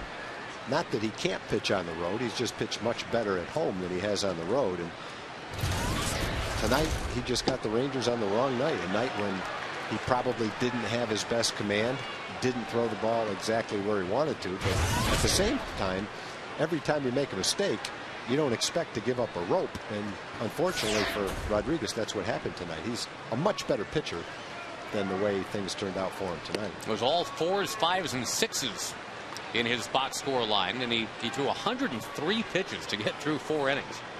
Yeah, that's a long night.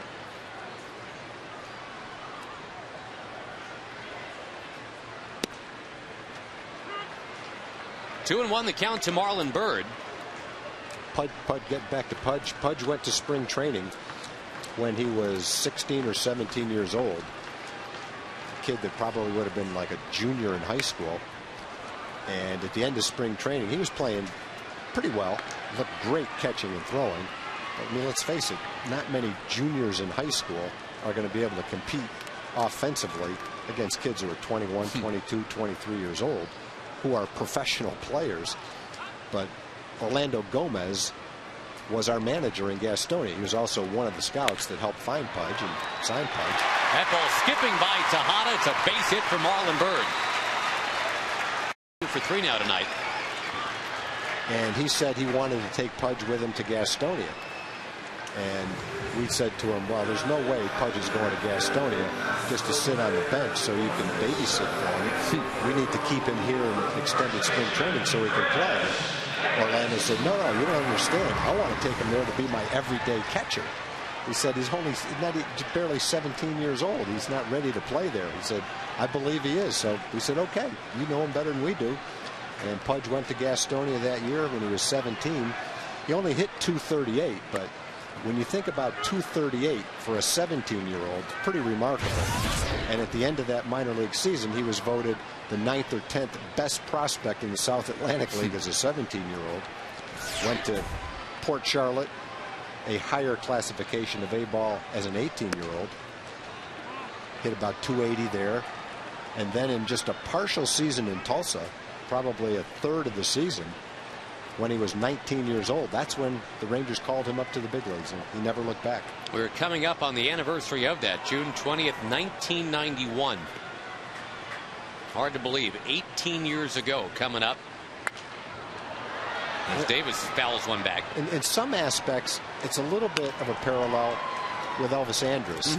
Maybe a year's difference in age, but both of them came out of Double-A. Both of them had great makeup. Both of them were terrific defensive players at premium positions.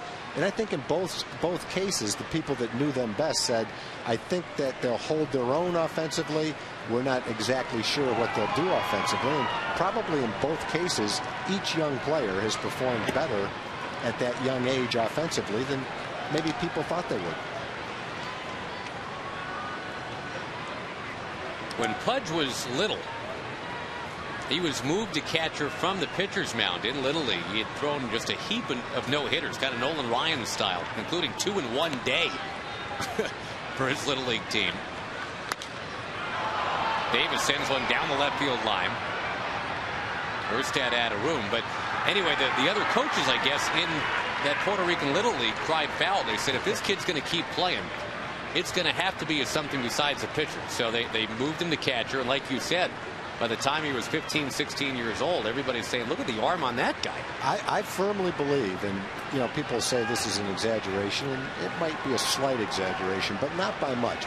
With his arm and his quickness, how quick his feet are, how good his hands are, that he could have been an all-star at any position on the field, except maybe first base. He might not be quite tall enough to play first base, but he could have played all 3 outfield positions. Center field might be a little bit of a stretch, but remember, he's a guy that stole 25 bases, so he could run for a catcher. But he could have played shortstop, he could have played second base. And one of my baseball fantasies has always been, it never happened, for Pudge to take the stuff off and come out and be the closer in the 9th inning, just to see how hard he could throw. I really think in his prime, his fastball would have been 96 to 98 miles an hour, and he could have been a closer. Nice scoop at first by Berkman, but Saltalamacchia is safe. Well, that's one thing that, well, I mean, actually, you hear it from a lot of guys, you know, almost on their baseball bucket list. You know, before they retire, there's one thing they want to do. I wonder if Cecil Cooper would let Pudge pitch an inning. I doubt it. Well, you know, maybe it's at the end of his career. Let's put it this way. The Rangers way back in the early 90s, late 80s, back then, probably would have let him do it. We got a pretty good track record of having let a star position player pitch. Didn't work out very well. But Jose Canseco is no Pudge Rodriguez. Yeah, and I've seen the other thing I've seen Pudge do. I've seen him take batting practice left-handed, and there's absolutely no doubt if he had tried to switch hit as a 17-year-old in the minor leagues that he would be a switch hitter today. You can't tell that he's not a left-hand hitter when he takes batting practice. I've seen him pitch. He's got a great windup and a great delivery, and he also has a curveball that he can throw. There's basically nothing on the field he can't do. He might not have been tall enough to play first base, but other than that, I think he could have played anywhere. Got an email here wondering about the snap throw to first base. Is that something that he always had? Or always had that. Yep. And other people have tried to imitate it, but no one can do it like he can. It's particularly effective with a left-hand hitter where you can't see him. He kind of hides behind the hitter, but without stepping that way, to be able to throw the ball with that accuracy and velocity to first base is just something most catchers can't do. A lot of catchers do it well. None of them do it like he can. And you say, well, big deal. How many guys has he ever picked off there? I don't know, 20, 30 in his career. But what it did was it kept the guy on first base closer to first base. You couldn't get the same kind of jump because if the hitter took the pitch or missed it, he'd pick you off first base. So you had to stay closer to first base. Therefore, on a double play grounder, a ball in the gap, you weren't as likely to be able to break up the double play or score on the double. And that was a real subtle effect of that snap throw. Andrews grounds out. Millwood is back to work. It is 6-1 Texas tonight at the end of 5.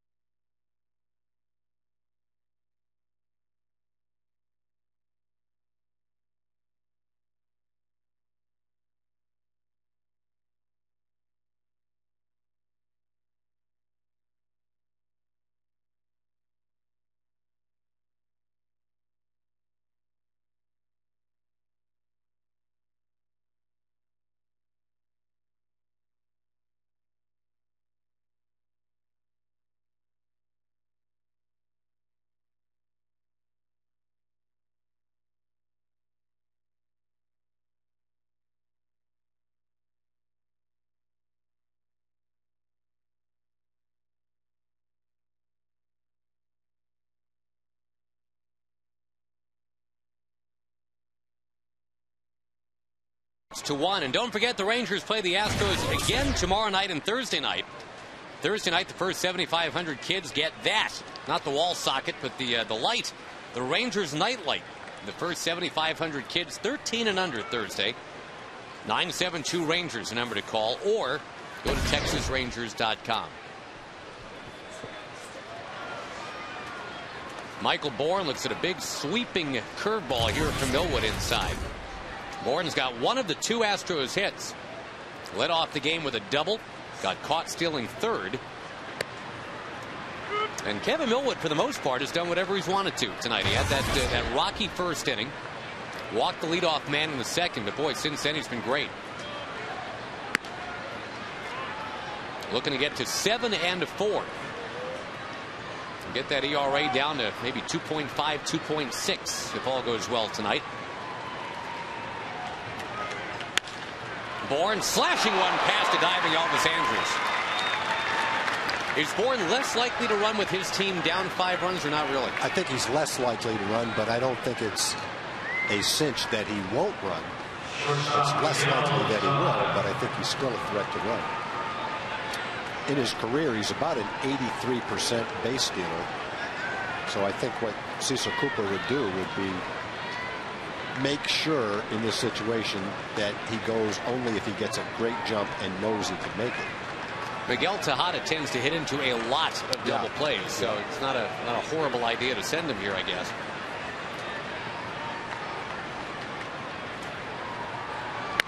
I think with really good base stealers in this situation, managers, maybe more so now than ever before, feel like, why not try to steal?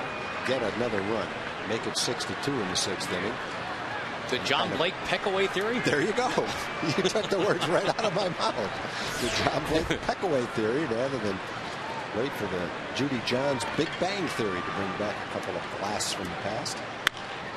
There is a blast in the center for Tejada. So now here come the Astros. 2 on, nobody out. Hunter Pence, the Arlington native, will bat. Millwood has struck him out already twice tonight.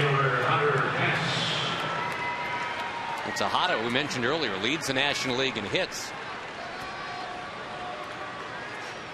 But Tejada is also the toughest hitter in the National League to strike out. He only struck out 15 times this year. He's walked once tonight. That's only the 7th time all year he's walked. When he was with the Oakland A's, remember, we all read in Moneyball, Billy Beane called him Mr. Swing at Everything. Well, he's doing it this year, but he's also Mr. Contact. Carlos Lee's another guy. He's only struck out 18 times. Yeah.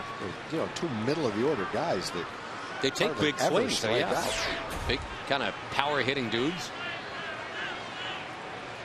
Kevin got Carlos first time up, a huge pitch of the game. Strike out, throw him out to get out of the second inning. Tied him up right there, 1-1.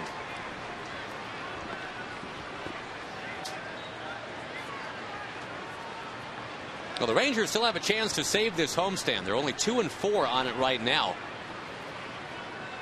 And yes, they have lost 8 out of 13, allowing the Angels to get a bit closer, but well, they have had their way with the Astros this year in a short sample.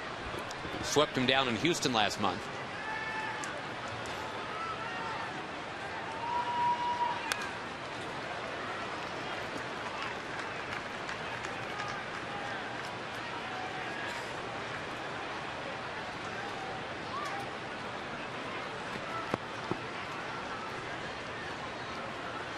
Checking the out-of-town scoreboard, the Mets will take a 6-2 lead into the bottom of the 9th in Baltimore tonight.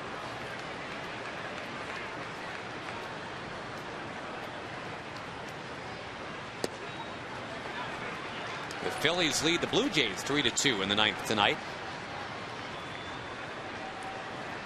Brewers have a 5-3 lead on the Indians in the 8th inning. They played a wild game yesterday, a 14-12 game, those two teams.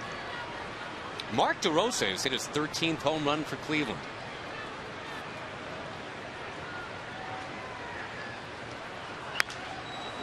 If the Indians can't get back in it, you figure Mark DeRosa might be a guy that, I'm not saying the Rangers, but maybe the Rangers, some team might jump up and say, that guy would look good in our uniform. Yeah, I can't imagine there's too many teams in baseball that wouldn't take Mark DeRosa. You may not need a third baseman. You may not need a shortstop. You may not need a second baseman. But there's so many positions he can play. Sooner or later, you'll find a position he can play for you, because he can play first, he can play the outfield.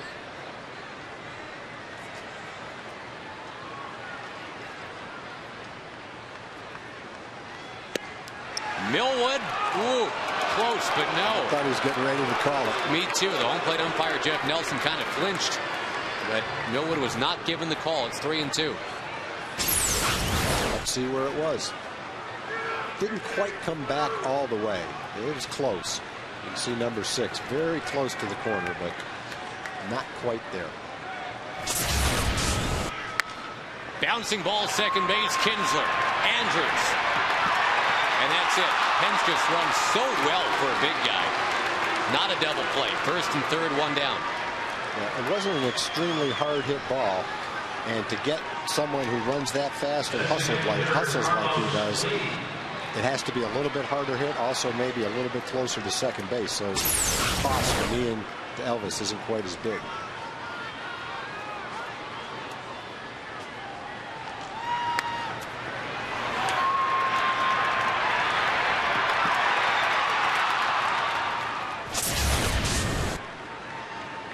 The Astros have two very similar players in that regard, Darren Erstad and Hunter Pence. Guys that just give it everything they've got, every at bat. Never see him go on 80% down the line.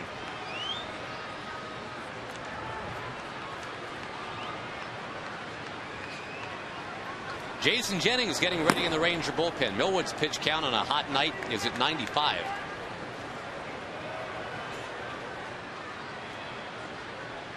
Yeah, Hunter's a terrific athlete. He's probably got about 3% body fat on him. You have to think there's probably not too many sports he couldn't excel at.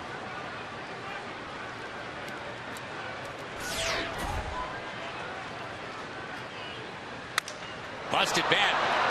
Andrews right to the bag. That's perfect. Double play. You couldn't have hit it in a better spot to turn 2 than that. Good pitch by Kevin, too. Got the fastball in, jammed him. Easy double play. In an inning that started with 2 on and nobody out, the Astros do not score.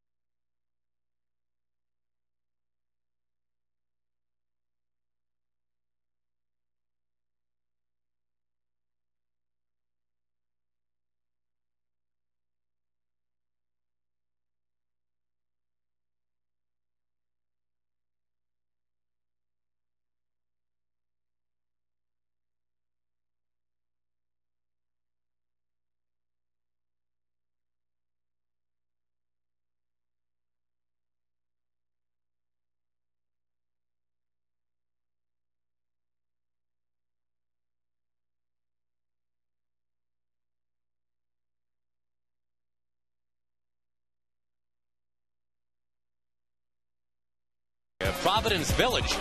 If a Ranger hits the grand slam this inning, we're giving away $25,000.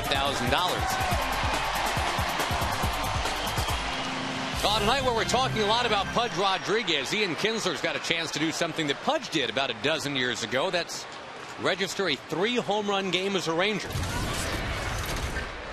Pudge did that in September of '97 against the Twins.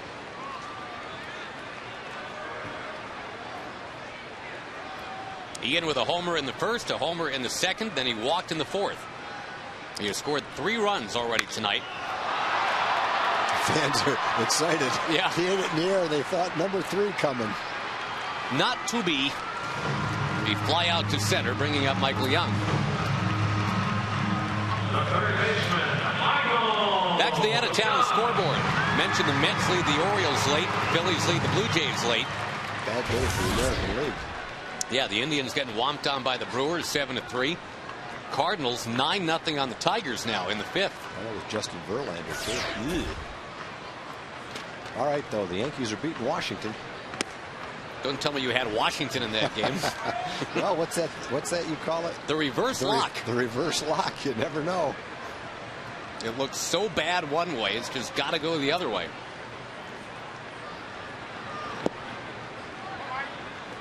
Ball and a strike to count to Young.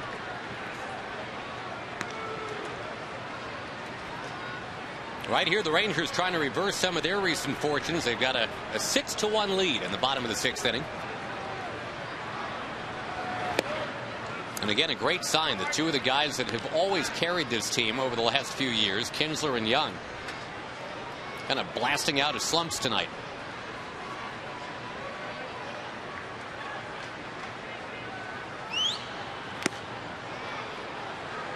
All right, a couple things from the Tampa Bay Colorado game. And as far as interleague intrigue, I know there's not a lot there with Tampa Bay and Colorado, but the Rockies have an 11-game winning streak. Wow. Tampa Bay's crushing them tonight. 7-1. Michael takes the call at 3rd strike. There is a Tampa Bay Ray, Mr. Grieve, that is now homered in 4 consecutive games. Ben Zobrist. Not Ben Zobrist. Would you believe Gabe Kaplan? Wow. Homers in 4 straight games. This dude was retired as of a year and a half ago. He was coaching. Well, there's a lot of players I like in baseball, but I couldn't pick a better one to have been able to do that in 4 straight games than Gabe. I don't know any place he's ever been where people wouldn't say he's one of their favorite players. Hot shot stabbed at second base by Matsui. What a play to get Andrew Jones. It's a nice, quick, easy inning for the Houston Astros. They probably needed one of those. Rangers 6, Astros 1 in the battle for the Silver Boot.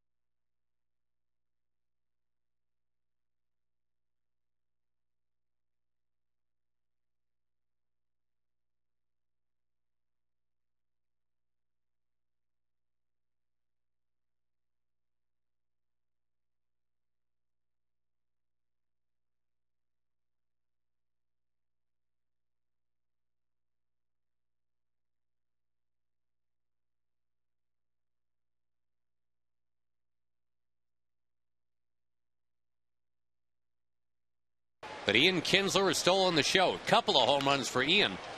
David Murphy has hit one out as well. And Kevin Millwood is just cruising along right now, leading 6-1. Warm night here in Arlington, obviously. We had 98 degrees at game time. But the now in much better condition, Kevin Millwood, poised to try to get through the 7th inning tonight. Facing a tough hitter in Lance Berkman.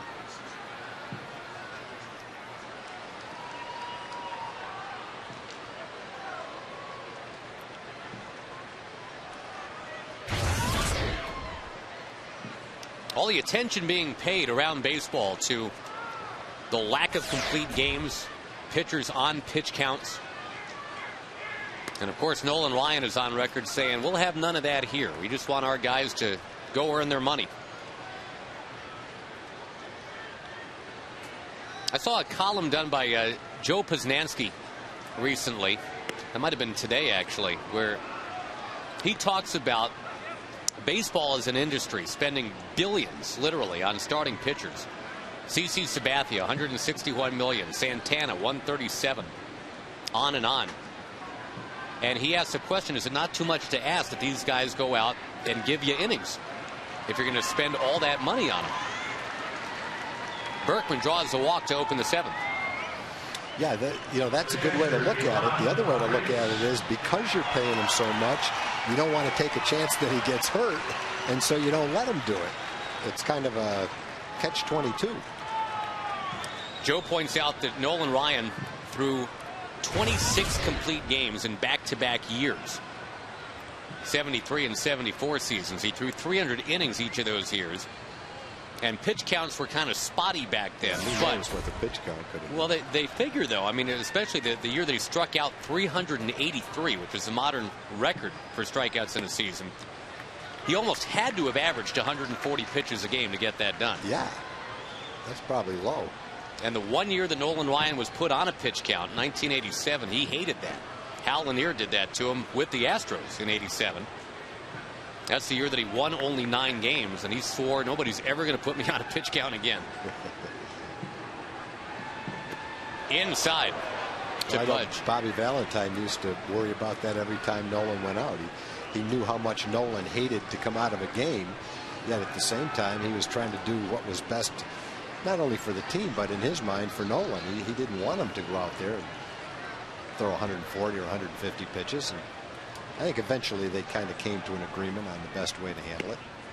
Wave and a miss by Pudge. And, Nolan actually led the league in ERA that year, but the fact that he only had 9 wins just killed him. There's another pitcher that did that 1 year. 9 wins ERA championship. Kevin Millwood. That's right, with the Cleveland Indians. Yeah. What was he, 9-11? 9-11.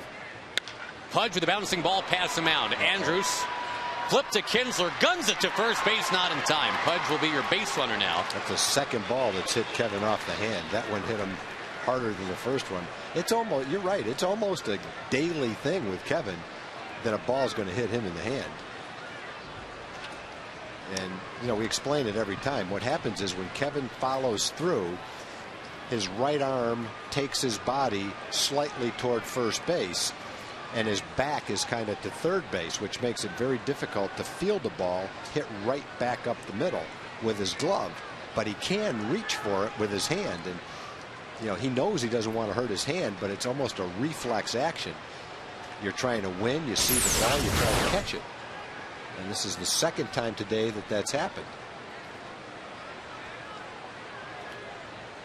Jamie Reed, the Ranger trainer, who just celebrated the big 5-0, by the way, yesterday. Happy birthday, Jamie. He's out there to chat with Millwood, make sure he's okay to continue.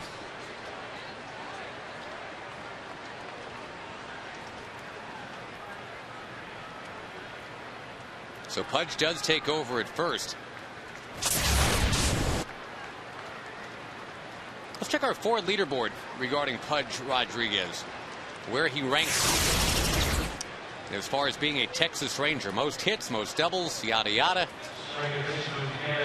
And again, as he is poised to break the all-time record for most games caught in the big leagues. It's very cool, very appropriate. He would do it here.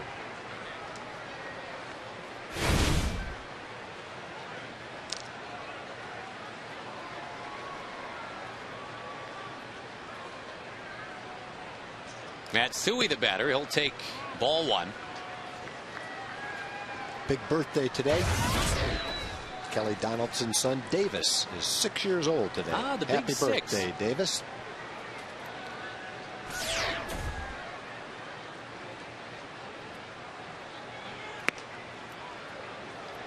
Millwood drops behind 2-0 to Matsui now. Action continues in that Ranger bullpen.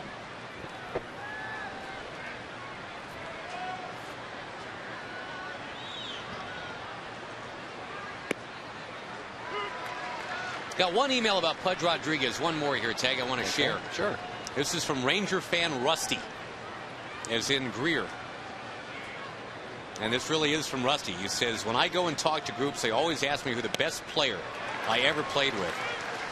And my answer without hesitation is Pudge Rodriguez, for the exact reasons Tom just said. There is nothing on a baseball field he cannot do. Well, there, coming from Rusty, you got to give a lot of credence to that statement. In there to Matsui. Strike 3 called. Thanks for emailing, Rusty. You're also welcome to use your Twitter account, and you can tweet us. Just thought I'd throw that out there. Right. It's not like Rusty didn't play with some great ball players either. Boy, no kidding.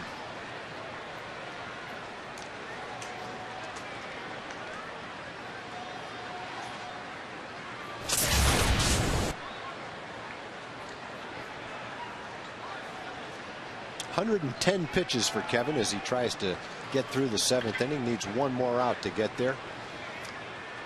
The bullpen is ready. Kevin's still tuning it up there at 90, 91 miles an hour. Well, you know what's great? Kevin's only had to leave in the middle of an inning once this year. I mean, he just, they let him. And that was the 8th inning, too, if I remember right. Yeah. I think there is a point of pride to that, to carry it all the way through. whether it's 7 innings, 8 innings, 9 innings. Sure. Not to have Ron Washington come out there and relieve him of his duty. Yep, I agree.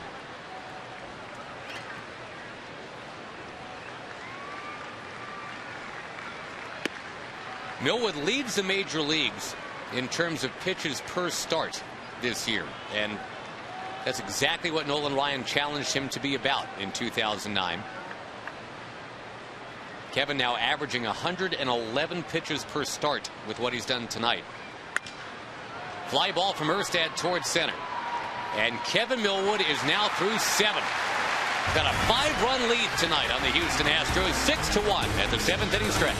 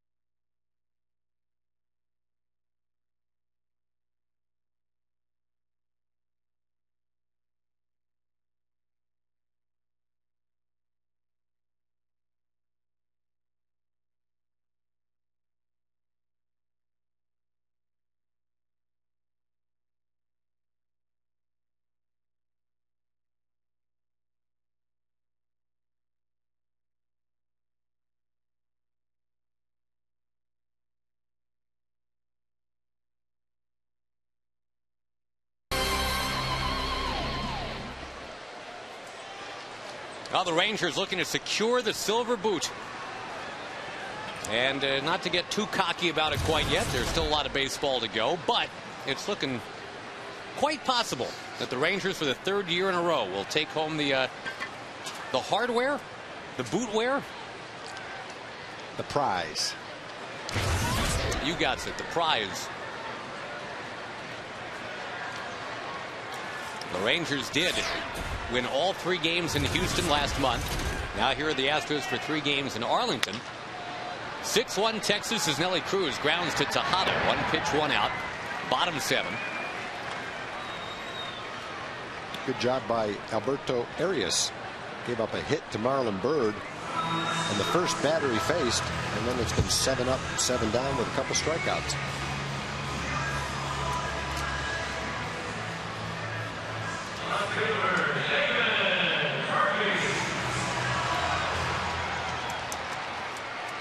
David Murphy with a home run back in the 3rd inning tonight. That off the starter, Wandy Rodriguez. Rodriguez came in leading all National League lefties in earned run average at 2.8. The Rangers were not impressed by that tonight.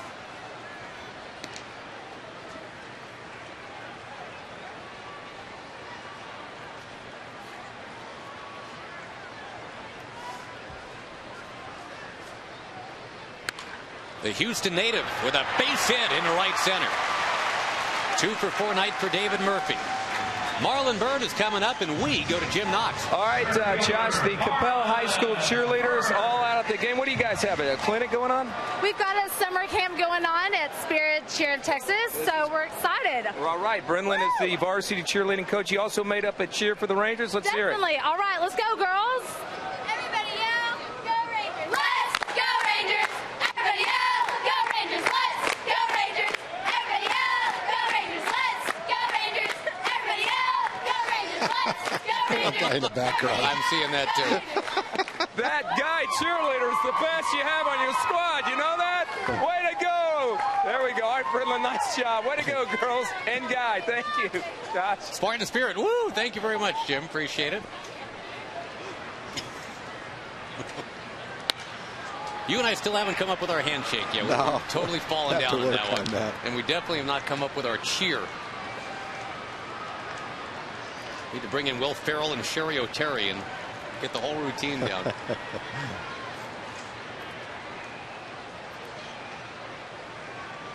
Rangers and Astros again tomorrow night. Don't forget, 7:05 first pitch. Matt Harrison will come off the DL to throw that pitch. Thursday, it's Vicente Padilla. And then the Rangers hit the road. They will get their fill of the big unit on Friday. Randy Johnson pitches against the Rangers. Wave and a miss, and down goes Marlon Byrd. Now, the Rangers actually are seeing 4 lefties over their next 6 games, including tonight. Wandy Rodriguez, the best ERA of the bunch. So that's not a bad first salvo that the Rangers have fired tonight to beat him up pretty good. No, you got a guy coming into the game with the 7th best ERA in the National League, 9th in strikeouts, and the Rangers had a good offensive night against him tonight. I'm looking at who the Rangers are facing over the next few games, and if this was, say, 2003, this would be some kind of list. It's Russ Ortiz, Mike Hampton, Randy Johnson, Barry Zito. I mean, they're all still high quality, but a few years ago, that would have been like an all-star team. Yeah, Russ Ortiz has been pitching great for the Astros lately. Saw him in relief throw the ball really well against the Rangers, and since that time, he's getting a chance to pitch more and doing a great job. The other guy the Rangers will face in San Francisco is a guy that we always seem to hear as a trade rumor coming this way, and you can see why the Giants are still holding on to him. Matt Cain is 9-1 this year, and he will get the start against the Rangers Saturday.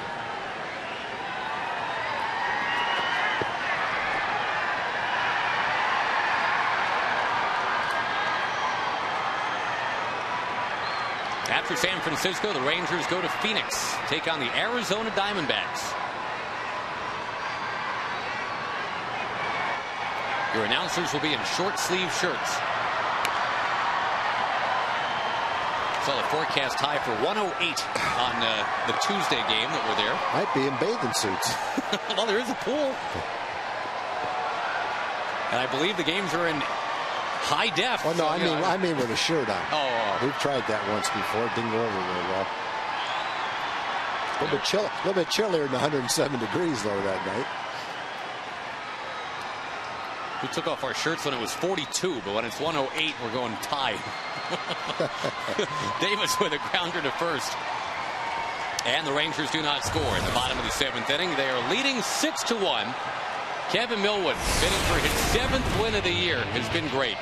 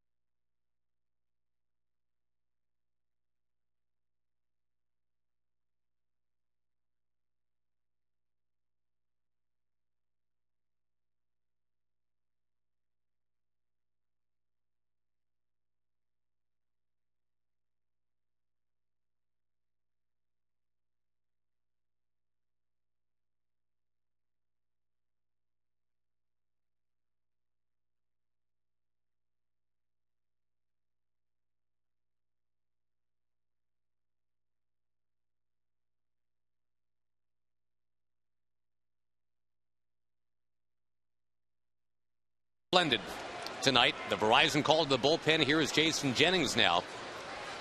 And Millwood allows just the 1 run on a Pudge Rodriguez home run. 3 walks, 6 strikeouts. And good job this year by Jason Jennings, too. And it looks like he's getting stronger with each outing. His fastball has snuck up on 91 miles an hour a couple of times. Last year, remember, it was 84, 85. Getting stretched out more and more, throwing 40 or 50 pitches in an outing, as many as 3 innings. Well, meantime, Millwood gives the Rangers 115 pitches on a balmy 98-degree evening, although it has cooled to 91 now.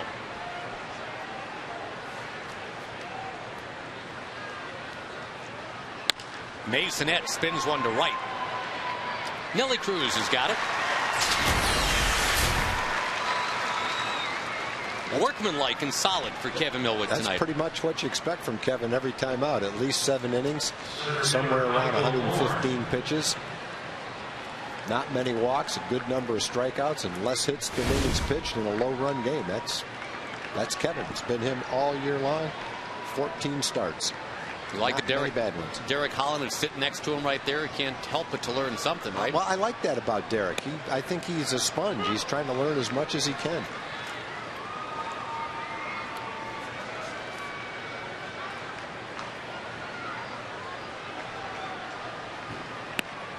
Not that Kevin is one to pontificate. You know, he's not going to stand up and make a big speech. No, but I think Derek can learn by watching him and by asking questions. Watching how Kevin prepares, how he works the hitters.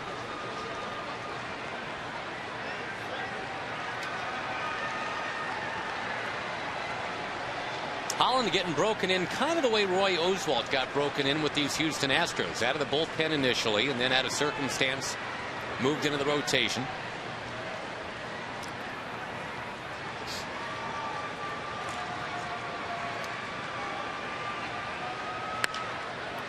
To left field. They had Murphy playing him just right. Jennings gets a couple of outs. Now faces Tejada.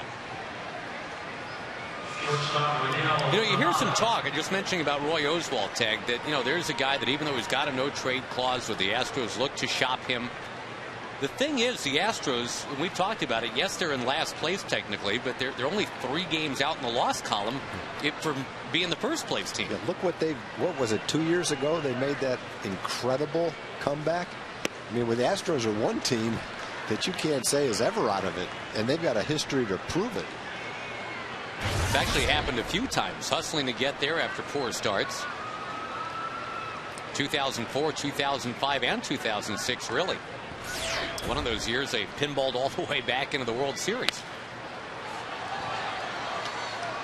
Yeah, I think the only way that you'd see that happen is if it was much later in the season when they truly were out of it and there was nothing they could do about it.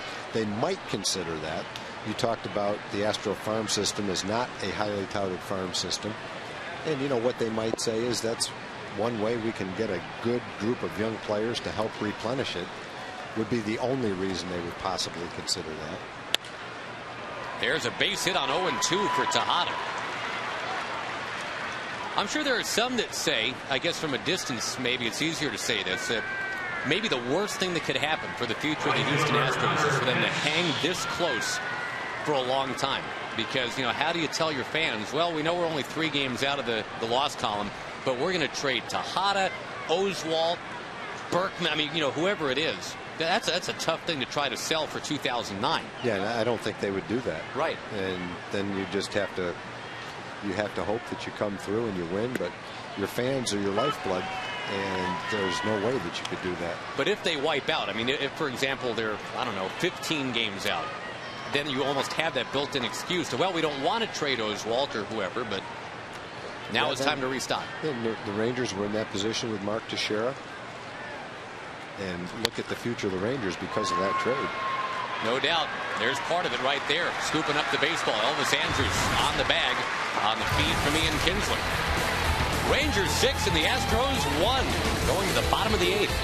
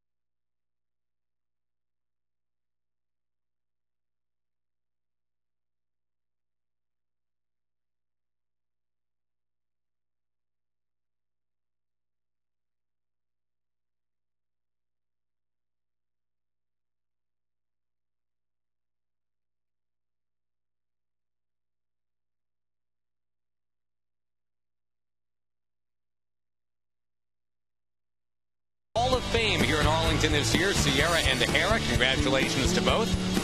In-game, Ian Kinsler. Not once but twice in the first 2 innings off Wandy Rodriguez. He's now got 17 for the year. David Murphy's now got 3. This is pretty impressive. Sailed it out by the congratulations Pudge Rodriguez sign. Oh yes, congratulations Pudge Rodriguez.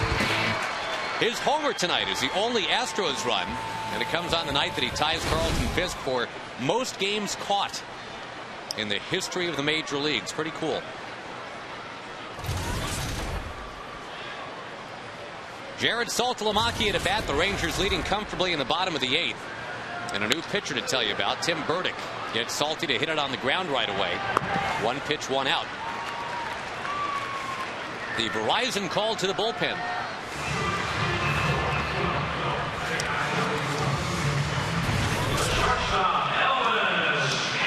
The veteran Tim Burdick getting into his 28th game of the year already.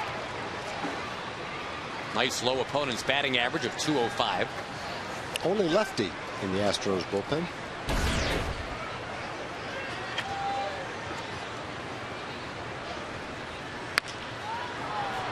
On the out-of-town scoreboard, the Blue Jays have just taken a 4-3 lead in Philly in the 10th. Brewers lead the Indians 7-3 in the 9th. Milwaukee trying to make it 2 straight in Cleveland.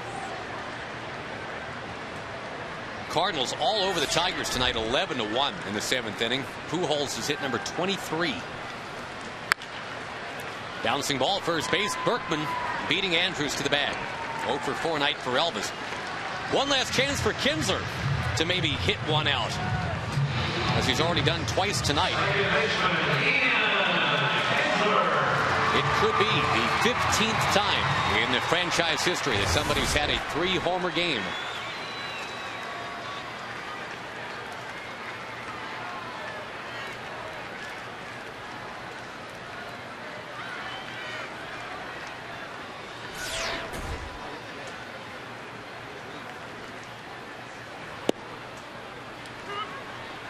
Well, the Rangers winning here. We should mention the Angels are underway in San Francisco tonight. And they've got a quick 1-0 lead on the Giants. We mentioned Irvin Santana scratched from his start with forearm tightness. Sean O'Sullivan gets the start. He is 21 years old, and he is leading the Angels in the battle tonight. As you look at Madrigal in the Ranger bullpen.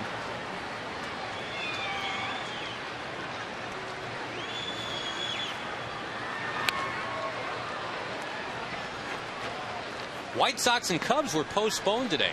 That's always a fun series, especially when it's at Wrigley, but the rain moved in and they could not play the game today. Red Sox beat the Marlins 8-2. Tim Wakefield goes to 9-3.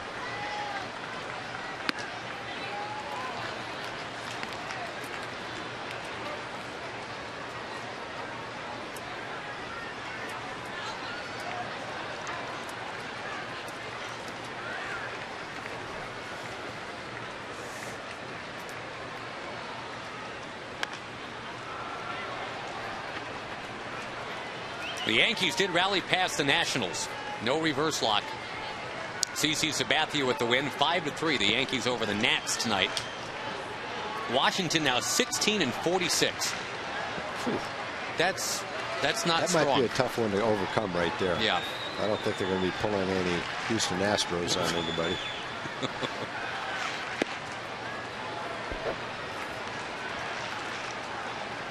Yeah, Washington could be 21 games out now. And the Rangers trying to get to 3 games ahead of the Angels.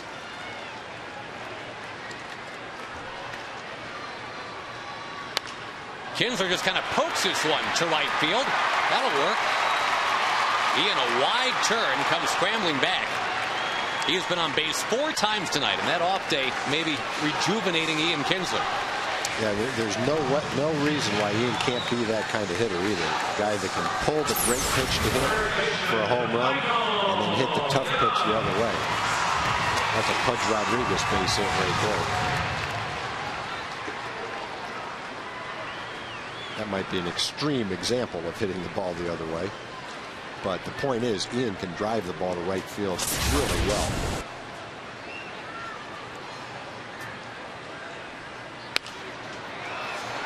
Tag, before I forget, just want to mention we have gotten dozens and dozens of emails tonight. We didn't have time to get to too many and read, gosh, even 5% of them on the air. But thank you, everybody. Great email night tonight. A couple different people saying we have to, in Arizona and California, get some In-N-Out burgers. Okay. I might be the only one that I know that has never eaten an In-N-Out burger. We might have Even to. my wife has had one. Wow. We might have to get one of those flip video phones and record you with your first experience. I hear it's an incredible experience. Oh, it's an experience. Savory. I mean, if you're into burgers. Yeah. Well, I just don't want to be on my deathbed someday and have the regret that I've never had an In-N-Out burger. You know, that'd be something I'd really hate to look back on. Got to be on your bucket list. Yep. One In-N-Out burger. Just a this bite. This could be a great trip to remedy the situation. Now, is it the best? Is it the best burger you've ever had? Yes. Certainly one of them? Yep. How about in the... I mean, as opposed to, paying like $20+ for one, On the ground is short. Tejada will get Kinsler at second base to end the inning. So now, as we go to the top of the ninth, and Kevin Millwood getting ready for his 7th win of the year. It is indeed the Rangers 6.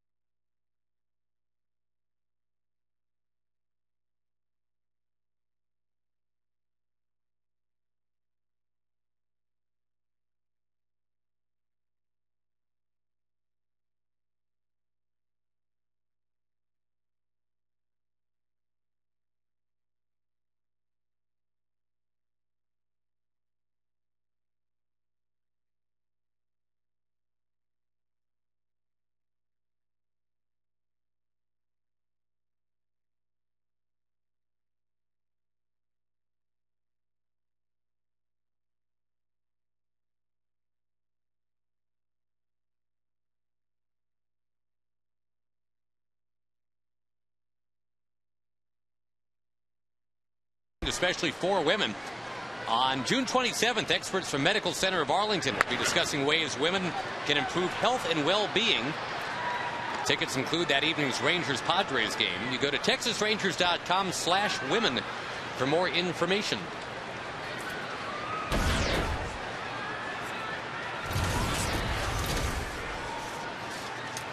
Carlos Lee at the plate. Hit into a double play last time up. Jason Jennings trying to bring it on in against a team for whom he once pitched. How do you like that grammar? Ah, impressive. That was Costas-esque right there. Thank you. Impressive. Thank you very much. Rangers out hitting the Astros 9-5 tonight. And again, muscling up. Nice thing to see for a team that, for whatever reason, just kind of spent a week and a half unplugged. Home runs had slowed down considerably. Even doubles had slowed down considerably. But tonight the Rangers had 3 homers in the first 3 innings. And kind of established that, hey, wait a minute. This is our ballpark. We hit here.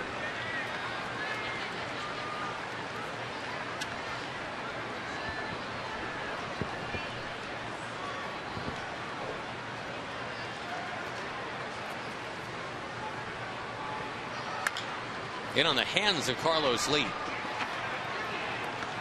Who, remember, was imported to try and help the Rangers for a playoff push a few years ago. The Rangers did not hang on to Carlos, but they did keep Nelly Cruz, and that has worked out really well. Nelly's got 17 home runs.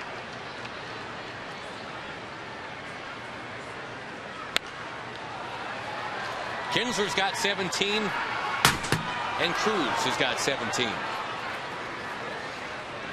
They're tied for the team lead. Got a bunch of guys kind of on the fringe of that. Blaylock has a dozen. Davis has a dozen. The Rangers still second behind the Yankees in the American League in terms of home runs hit.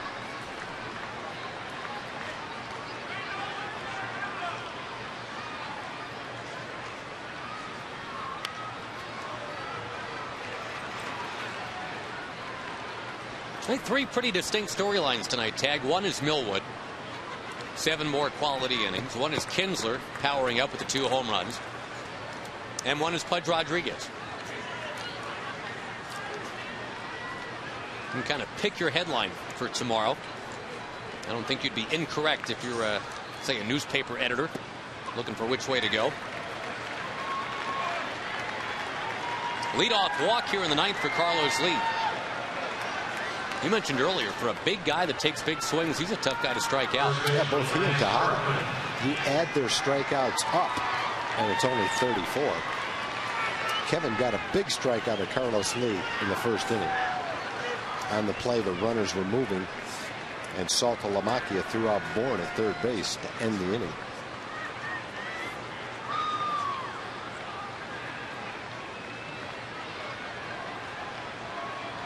The likable Lance Berkman will take up and outside.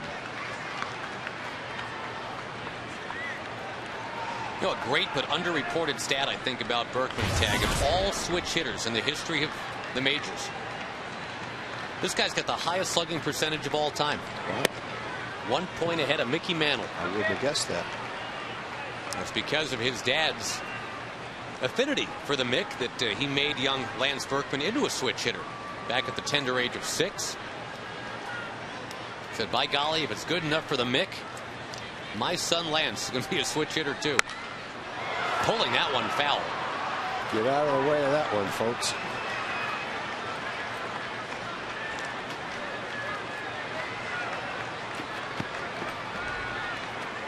He's working on the Lance Berkman swing right there. I hope he doesn't follow through. That poor lady in the blonde hair is in deep trouble. She doesn't even know it. 2-1 from Jennings. Up and outside.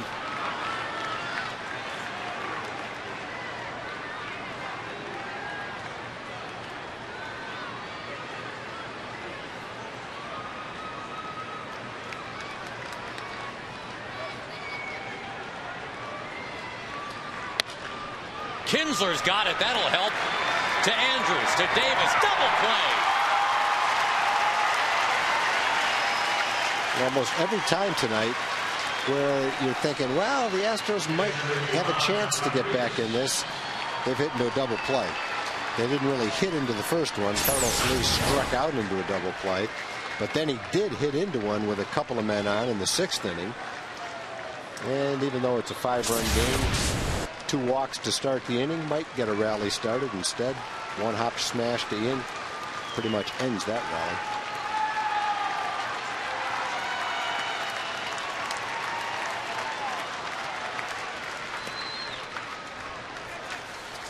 So Millwood looking to go to 7-4. Will be top 5 in the league in ERA come tomorrow.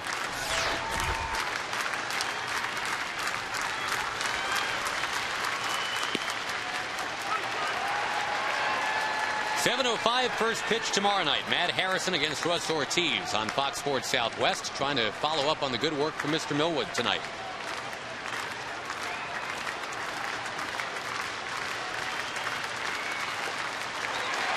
1 and 2 to Pudge.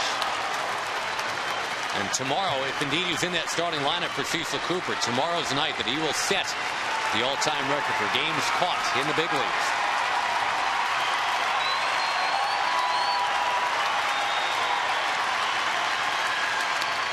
Little check swing roller, first base, ball game. Rangers win it 6-1.